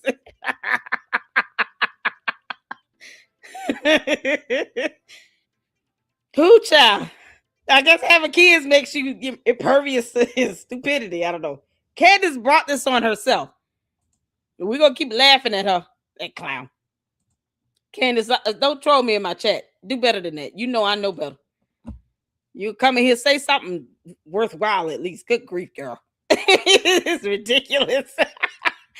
How dare you troll me in my chat saying dumb things. The audacity of you. Where were we at? Here we go. Candace being the mean girl that she is. Oh, God. Let's get back to it, y'all. last episode of the year. I'm just doing it from my laptop. It feels super organic, sort of back where we began. So, Candace, where were you? You don't normally just go and live stream from your laptop talking about this is so super organic. No, it's super cheap. Why weren't you in your studio in your basement in your house? I told you all, Candace can be filming anywhere. Candace, go to court. You have court in June. Next month, you have court, Candace. Stop stalling with the Macron lawsuit and go to court. 1 p.m. Eastern Standard Time, not Utah time. Take your behind the court, Candace. So many things to discuss, so many things happening. First and foremost, I don't know if you guys have caught this. Somebody legitimately tried to murder Nick Fuentes last night. Totally insane. And it's really a sad story. The suspect is dead, but they killed 3 other people in the process, plus 2 dogs. We're going to speak about that, talk about doxing. On top of that, Andrew Tate, the case has been dismissed in Romania, which was something that I was signaling was going to happen for a very long time. It has not been dismissed. This is like Candace. You know we can look up court documents. Morgan and me just did an interview, and it is going absolutely viral. I'm really proud of it as something that I'm doing at the very end of the year. It feels like the right interview to share with the world. So we'll discuss that. But first, we absolutely must discuss the comment section at the Daily Wire, because honestly, what was the Daily Wire thinking? This is crazy. They premiered Brett Cooper clone, and it's going about just as you would imagine, meaning it has been an abject failure. Let's discuss all of that coming up right now on Candace. All right, guys. So first, let's just recap everything that happened. It's been a very long 10 days. 10 days ago, Brett Cooper announced in a somewhat emotionally strained video, I think that's putting it lightly, that she was leaving the Daily Wire. It was actually her and the CEO of Daily Wire, Jeremy Boring, in this combo video. Let's just reflect on that. Take a listen. Hey guys, some of you have heard the rumors online, and the rumors are mostly true. Today, December 10th, will be my last. Her best friend and maid of honor, which ton of video. It seemed like That's they were being not me, held y'all. hostage potentially by their lawyers. But as far as splits go, it was handled professionally. But then there was a ton of innuendo. And I should say, by the way, this innuendo was leading up to the moment of the split. People were suggesting that actually Brett Cooper had gotten knifed by her best friend and maid of honor, which, by the way, fact checked true. It was indeed her maid of honor that was announced to be taking over the comment section, a young woman named Reagan Conrad. And the internet was very upset about this, but there was no confirmation. Candace, why are you putting these people out here like this? Why? If you're only doing this for your cult members to go after these people. Why? Why are you worried about what's going on with these girls? Let them live their lives. You should be worried about this federal lawsuit you got hit with. Candace, you have court June 22nd. 1 p.m. Eastern Standard Time on your dumb motion to dismiss that you still refuse to tell your cult members about. June 22nd at 1 p.m. Eastern Standard Time, Candace, not Utah time. Eastern Standard Time. Take your butt to court and stop stalling with this lawsuit. Yeah, she's going to settle. Okay. Candace doesn't want discovery about her to get out. Now we know that this Battery Lane Trust is a thing with 2 properties valued at millions of dollars in it. She doesn't want them to pierce that trust. Candace, go to court. Go to court. You talk about you want to be sued because you want subpoena power when you have no idea of that concept or how that works. We all know it. Stop stalling. It's been over a year since they filed the initial complaint. Why does it take you so long to go to court? You feel like you have, all the evidence in the world against the Macrons. They filed their initial filing on July 23rd of last year. Candace, it's May 16th, the year of our Lord 2026. Go to court. Why is it taking you so long to have the hearing on your motion? You and your attorneys filed this motion to dismiss. Y'all filed this. This wasn't done by the Macrons. This was done by Candace's and her attorneys and her team. They filed the motion to dismiss. Why would they do that if they actually feel like they have a good case? Why file a motion to dismiss, Candace? That's all you've been doing, filing motions to dismiss. This is Candace's attorney, Chad Chandler. Motion to dismiss for the defendant. From the defendant. Candace is the defendant. But she wants subpoena power. The court really thinks that this girl wants subpoena power. Candace doesn't even want to go to court. And yet, she has to talk about things like this to keep her mind off of the fact that she's going to end up probably settling because she doesn't want discovery about her to get released to the public. Because Candace, you know we will get those court documents. Oh, yes, we will. So you got to sit here and live stream from your laptop from wherever you are. Were you in Italy? Oh, she's such a clown. Stop coming in my chat underneath these dumb usernames. Information that came from Brett per se until after her announcement. Then the internet started interneting and recognizing some things. Oh, they People also started recognized that interneting. Brett Cooper Oh my God. unfollowed Reagan. Okay, that is a major sign. Obviously, this woman was in her wedding in April. Now all of a sudden, Brett Cooper has completely unfollowed her. That kind of signal that a little more went on behind the scenes. On top of that, Brett Cooper also unfollowed the Daily Wire, and she unfollowed Jeremy Boring. So yeah, like I said, some blood in the water. But then the ultimate confirmation came.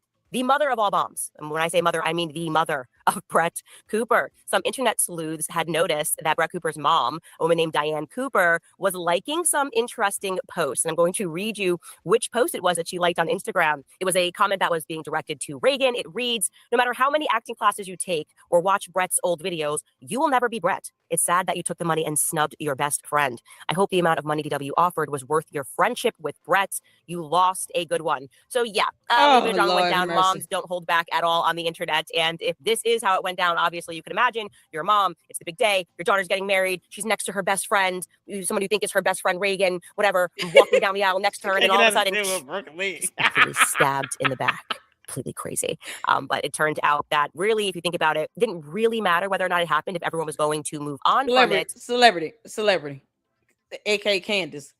You didn't drop out of college to change the world. Why go back and lie and say you have 2 degrees? What are those degrees? Candace, you say you have 2 degrees. I'm going to keep saying you're Candace until you prove otherwise. That means you have to prove to me who you are.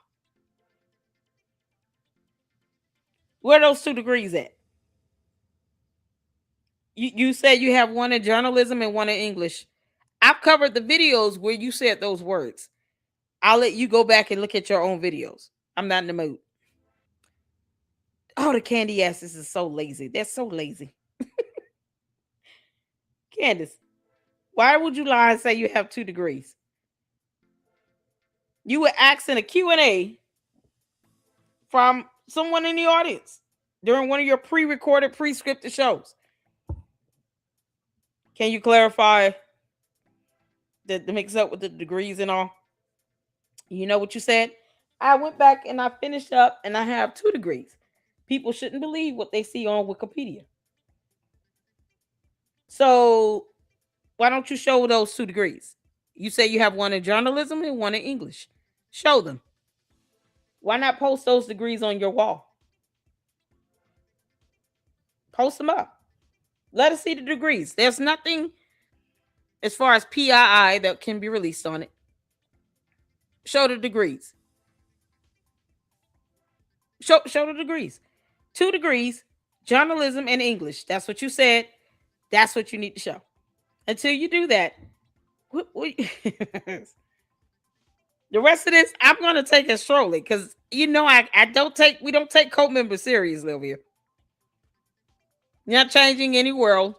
You've somehow made $50 million off of lying. Show those 2 degrees. We'll be waiting for that evidence. Until then, I could care less about anything else you say. You understand? I don't. And I'm going to keep my foot on your neck, girl. Can't make this up. Man, poor Erica.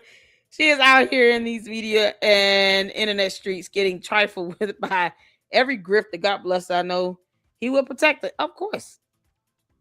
Of course. Absolutely. Susan Q, she doesn't have them. Lying is all she does. Exactly. Candace said she has 2 degrees.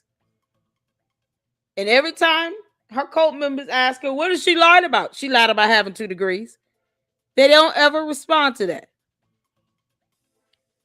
Because they know they obsess over her videos.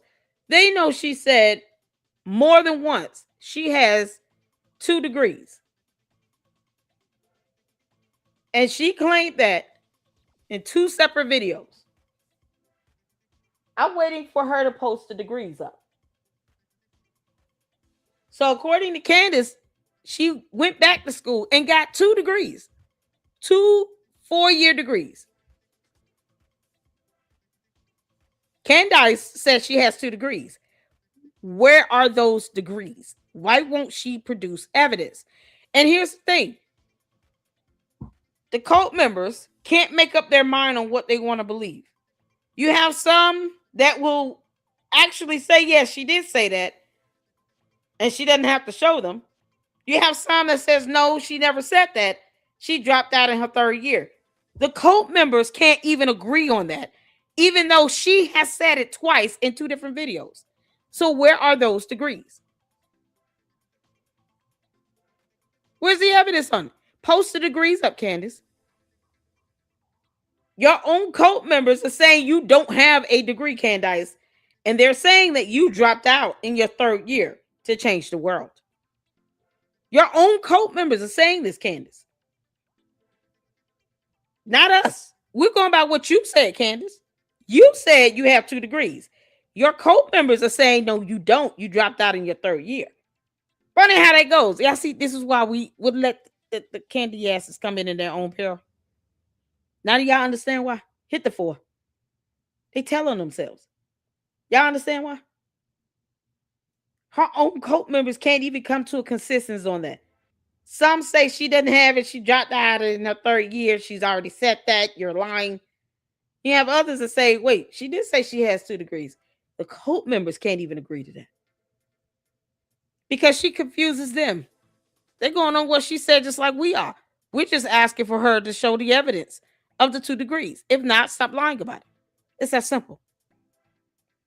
Why would she not be proud of getting a degree in journalism if she has one? Why would she not want to hang that on her wall? Look, kids, mommy has 2 degrees. This is why education is important. Look, everyone, I do know what I'm talking about. I actually have a degree in journalism. Don't you think she would be bragging about that? We just want her to show them. We want her to produce the evidence. It's up to her whether she wants her cult to be on one accord with whatever lies she's peddling out. You have cult members that are saying she did not get 2 degrees, and some that say she did. They can't even agree. Oh, man. Oh, my God. This is priceless. It's priceless. The cult members don't even agree.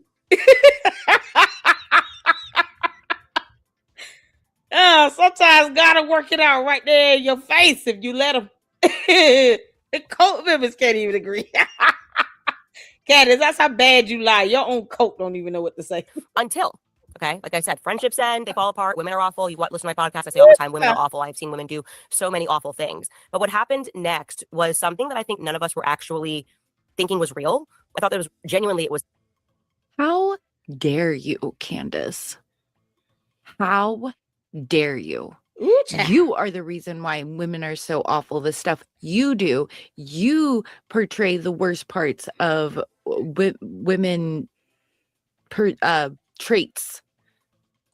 Internet conspiracy. It was so shocking because the internet very strongly signaled, whatever you do, Daily Wire, don't do this, right? Don't try to have this young woman, Reagan, pretend to be Brett, because that would be very weird, obviously. You cannot train somebody to be somebody else and think that the public is not going to notice this. And like I said, I thought it was conspiracy. I said there's absolutely no way that management is going to roll out Brett Cooper clone. If they're going to do the show with Reagan, they're going... Celebrity. Define the word hate. I want you to define the word hate. Because you actually think that I have that much emotions invested into Candace. No. If anything, she's a criminal. she's stalking someone. That's a felony. Define the word hate. You don't have to have emotions to hear the words come out of her mouth and for her to admit she's breaking the law by stalking someone. That has nothing to do with love or hate. It's irrelevant. In the court of law, judges and the jury won't care about how you believe someone is loving or hating somebody. They're going to order her to pay millions of dollars to the Macrons and Brian Harper. I want you to define the word hate. Because if you can't conquer that, I certainly cannot have any conversation about what you perceive to be hate. Nope. We go by definitions of terms here in the Lady Luck Club. Words matter. Define the word hate. And then holler at me, honey. Define the word hate. We don't do emotions and all that here.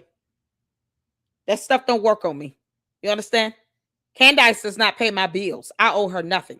So define the word hate, and then, come back. Let me know if you understand what the definition of the word hate is. It's not about love or hate. Candace is being sued. One of them being a federal lawsuit. She will lose because you're more focused on hate when you should be focused on the law. She's also stalking someone and committing a felony. You have no quarrels with that? And yet you keep talking about her 4 kids while you forget about Charlie Kirk's 2 kids that he has with Erica Kirk. You don't need emotions to be able to state the facts. Emotions are irrelevant. Hate has nothing to do with the facts. Candace admitted to stalking this woman. So you can not care about the felony being committed in that, or the fact that she's being sued in 2 different courts of law. But it doesn't change the fact that she's going to lose. And that defamation is not protected free speech. You see, more laws you should be familiar with. While you want to conjure up thoughts like this, dealing with hate, learn the law. You understand? You got to learn the law. You guys just hate Candace because she and George have amazing chemistry and are America's power couple. Candace. Candace.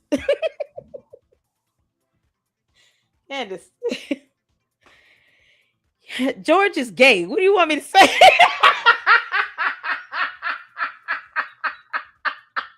Who would be jealous of George? George got a DUI you tried to lie about, Candace. What do you mean? Candace, I have another show in like 20 minutes. God, you doing the most. Candace, you doing too much. You dumb heifer. George got a whole boyfriend on the side. Do you want me to pull the photo up of what George seems to be happier with taking a photo with another man? You want me to pull that up? We can go to X. Hold on. Because obviously Candace need to be reminded. Candace, you need to be reminded, girl. You want to talk about good chemistry and all? Okay, we're going to show you what some chemistry is. Oh, child. Candace. Don't go anywhere, celebrity. Don't go nowhere. Hold tight. I'm going to show you what chemistry looks like. I want you to sit right there. Walk right in. Sit right down. LLC's going to make you a fool. Oh, bless your heart. George got good chemistry. You want to say that again?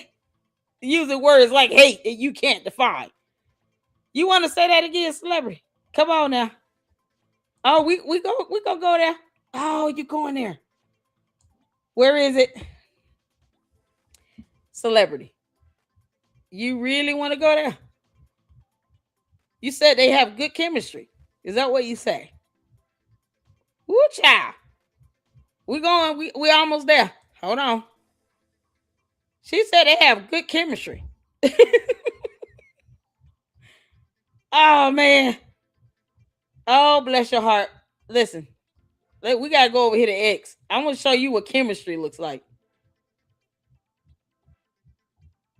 Okay? We're almost there. Hold on. Y'all bear with me. Because we got another watch party. I'm going to show you what chemistry looks like. You ready? Oh, come on now.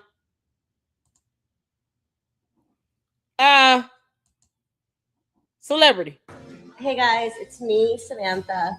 Who is this? I'm so perfect and pretty and skinny. And yeah, maybe Candace got a little chubby in quarantine, but at least I'm still cute because I'm. That's not AI. You want Hey you want guys, to tell it's me what's chemistry? Samantha. Who is this? I'm so perfect and pretty and skinny. And yeah, maybe Candace got a little chubby in quarantine, but at least I'm still cute because I'm. That's not AI. Hey, celebrities, you want to talk about chemistry? We was talking about chemistry, right? Y'all, it's cold-blooded still here. Cold-blooded. Eclectic journalists, you see this?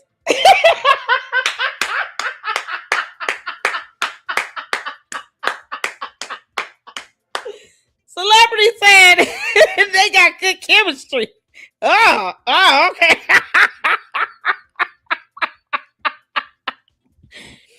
Oh, Lord have mercy. Celebrity, where you at? Come back in the chat, celebrity. Candace, I know you're listening. Come back in the chat, Candace.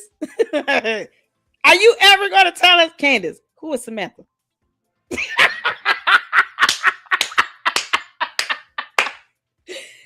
Oh, Candace. Candace,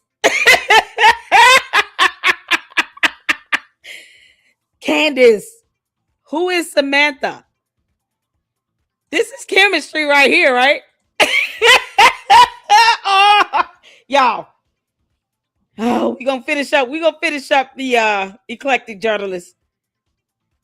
We're gonna have to do a separate when you come up on Tuesday, we'll finish up the video, okay, eclectic journalists. Because we got another watch party at 6:00. My mind's keeping me on track here. Candace, celebrity Candace. Who is Samantha? This is this chemistry is something else. I'm so perfect and pretty and skinny. And yeah, maybe Candace got a little chubby in quarantine, but at least I'm still cute because I'm. That's not AI. That's not AI at all. Hey guys, it's me, Samantha.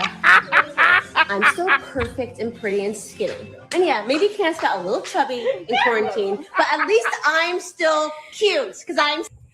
That's not AI. That's certainly not AI. Hey guys. Candace, who is Samantha? Who this woman, Hoppo? Who this woman? Hoppo. Celebrity Candace. Come here. Hoppo. Who this woman?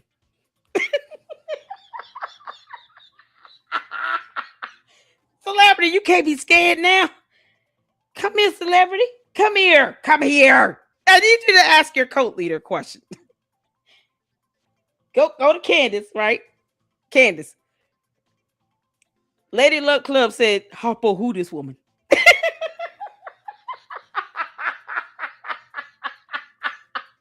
Y'all. See? Listen. This is why we don't try to convince them to think otherwise. No. I'm going to take what you say and I'm going to go with that. I'm going to run with it.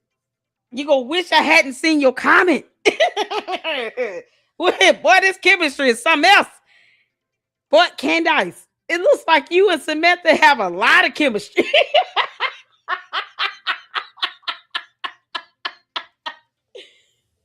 Candace, you and Samantha's chemistry is on point. Yeah, she is practically licking your face, girl. What kind of chemistry is this?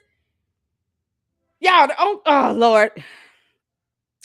You know, Michael B. Jordan or Idris Elba can do this to me, and I would be cool with that. Or Army. He's so cute. I wish another woman would try to come this close to me and do this to me. What are you get off of me? What are you doing? Candace. Guys, it's me, Samantha. Who is this? Well, I'm this so is perfect chemistry. and pretty and skinny. They and make yeah, you maybe the whole- Candace got a little chubby in quarantine, but at least I'm still cute because I'm. That's not AI. Come on. Hey guys, it's me. Oh, I'm so glad you're here. Who is this? I'm so. Candace. Who is Samantha? Who's Samantha? This is the chemistry you talking about? Who is Samantha? Hoppo, who this woman? Who this woman? Who is Samantha? You nothing? You have nothing? Can you tell us who Samantha is? Go ask your cult leader who tell us who Samantha is. This is not AI at all. See, I'm not scared. Candace Crusaders have the truth. Do they now? Oh, okay. You gonna tell us who this is? Y'all, Candace Crusaders. Oh, cool. Okay, cool. So ask Candace, who's Samantha? Go tell her Lady Luck Club said, who this woman, Hopper?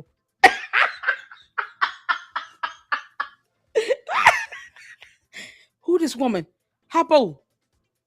Hoppo. Who this woman?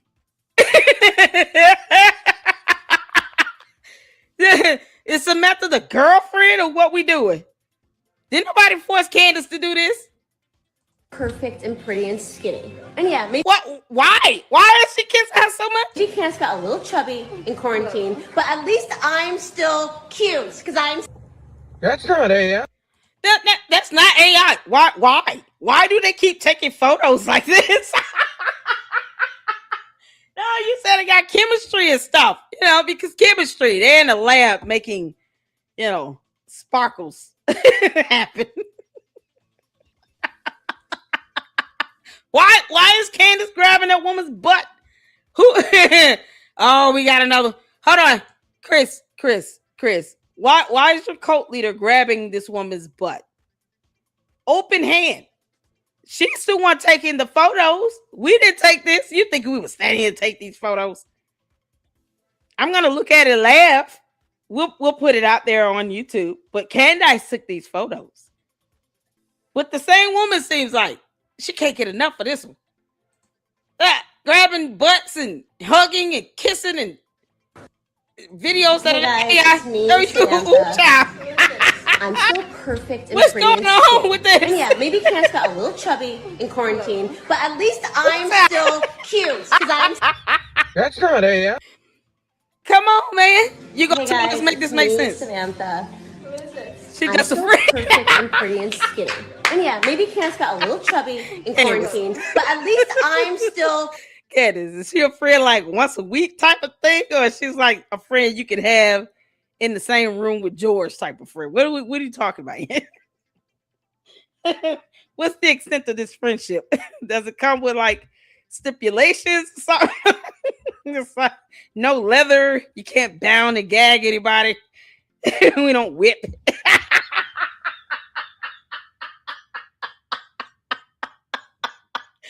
Candace, how far does this friendship go? Why? Hold on. Why would you ever press up against this woman like this? And you're pregnant. There's a baby in there. Or were you wearing a bodysuit? You cool with this? What Chris said? Oh, he's so mad. Chris. Y'all, all the cult members that get so mad. Where the other one go? Oh, here he is. Chris Smith Lee. Come here, Chris Smith. Don't be jealous of Candace Owens. She is beautiful, black, conservative women. You mean woman? Why do you have a period after beautiful and black? And then you don't even finish out the sentence. Conservative woman, singular, not plural. You understand? Don't control her with this filth. She took the photos in the video. No one told her to do this. No. She did this on her own free will. Don't get mad because your cult leader is sitting here kissing all over Samantha. No one told your cult leader to do this, Chris. Celebrity said she's just a friend. What kind of friend are we talking about? Celebrity. You know darn well she is not just a friend, okay? Celebrity, you're safe here. All right. If you admit, you know what? Yeah, Lady Luck, this is a bit off. Listen, we'll let it be bygones. Chris Smith, yeah, he may have a little bit more work to do. Well, whatever. You know, this is weird, right? Candace, who claims to be completely heterosexual. Why is she grabbing this woman's butt? Candace did this. We didn't make this up. Candace did it. And she refuses. She refuses to address it. Maybe the cult members can help get these photos and videos over to Candace and then she can speak on it. But if they send it to her and she ignores you all, then that's a problem because you all are the ones giving her all of your rent money. I would think that they would be able to say, hey, Candace, the Lady Luck Club put this stuff up and she wants to know who this woman Harpo. And she should be able to answer them, right? Because they're the ones that's holding it down for her. They're helping to raise $134,000 for Mitch Snow. They won't leave me a super at all. Chris Smith, can I get a $5 super from you? The celebrity, can you leave me a super? They won't give me no money at all.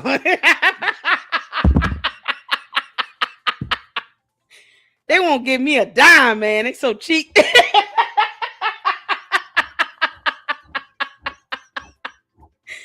Chris Smith Lee, can you leave me $5?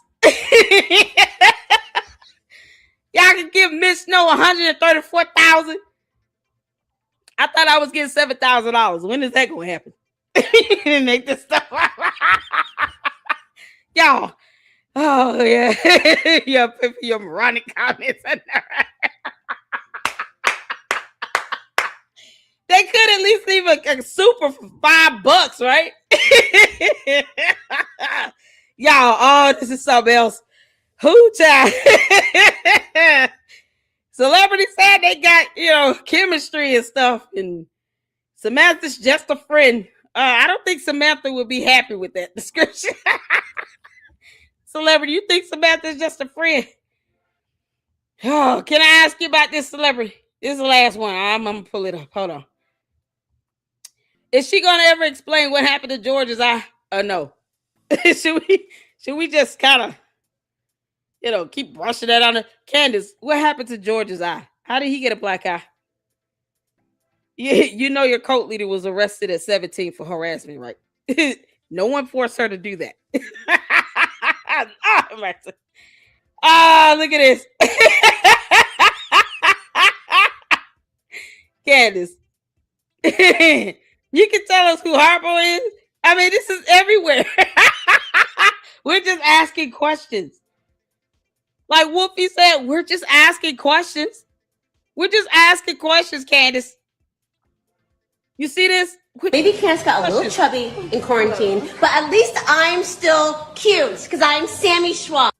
Hey guys, it's me, Samantha. Who is this? I'm still perfect and pretty and skinny. And yeah, maybe I don't, you talking about filth. Candace did the video. She did this, not me. Candace, this is a part of your history, whether you like it or not. Oh, this is priceless. This is priceless. We just want to know who this woman Harpo. George ran into the door.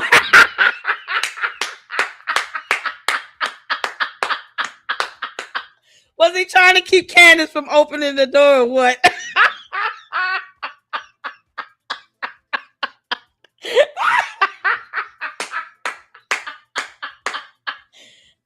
Oh, Lord, bless your heart. Oh, man. Celebrity said George ran into the door, y'all.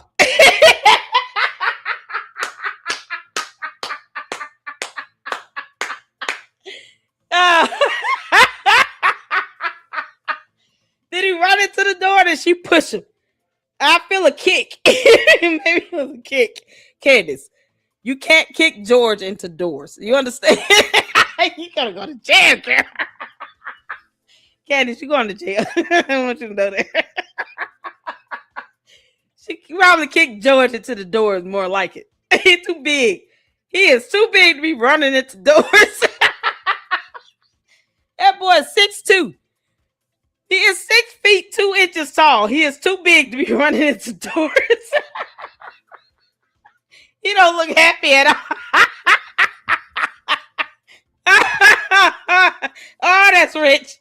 Oh, that's rich. Oh, hold on. We got. I had one. Where is it?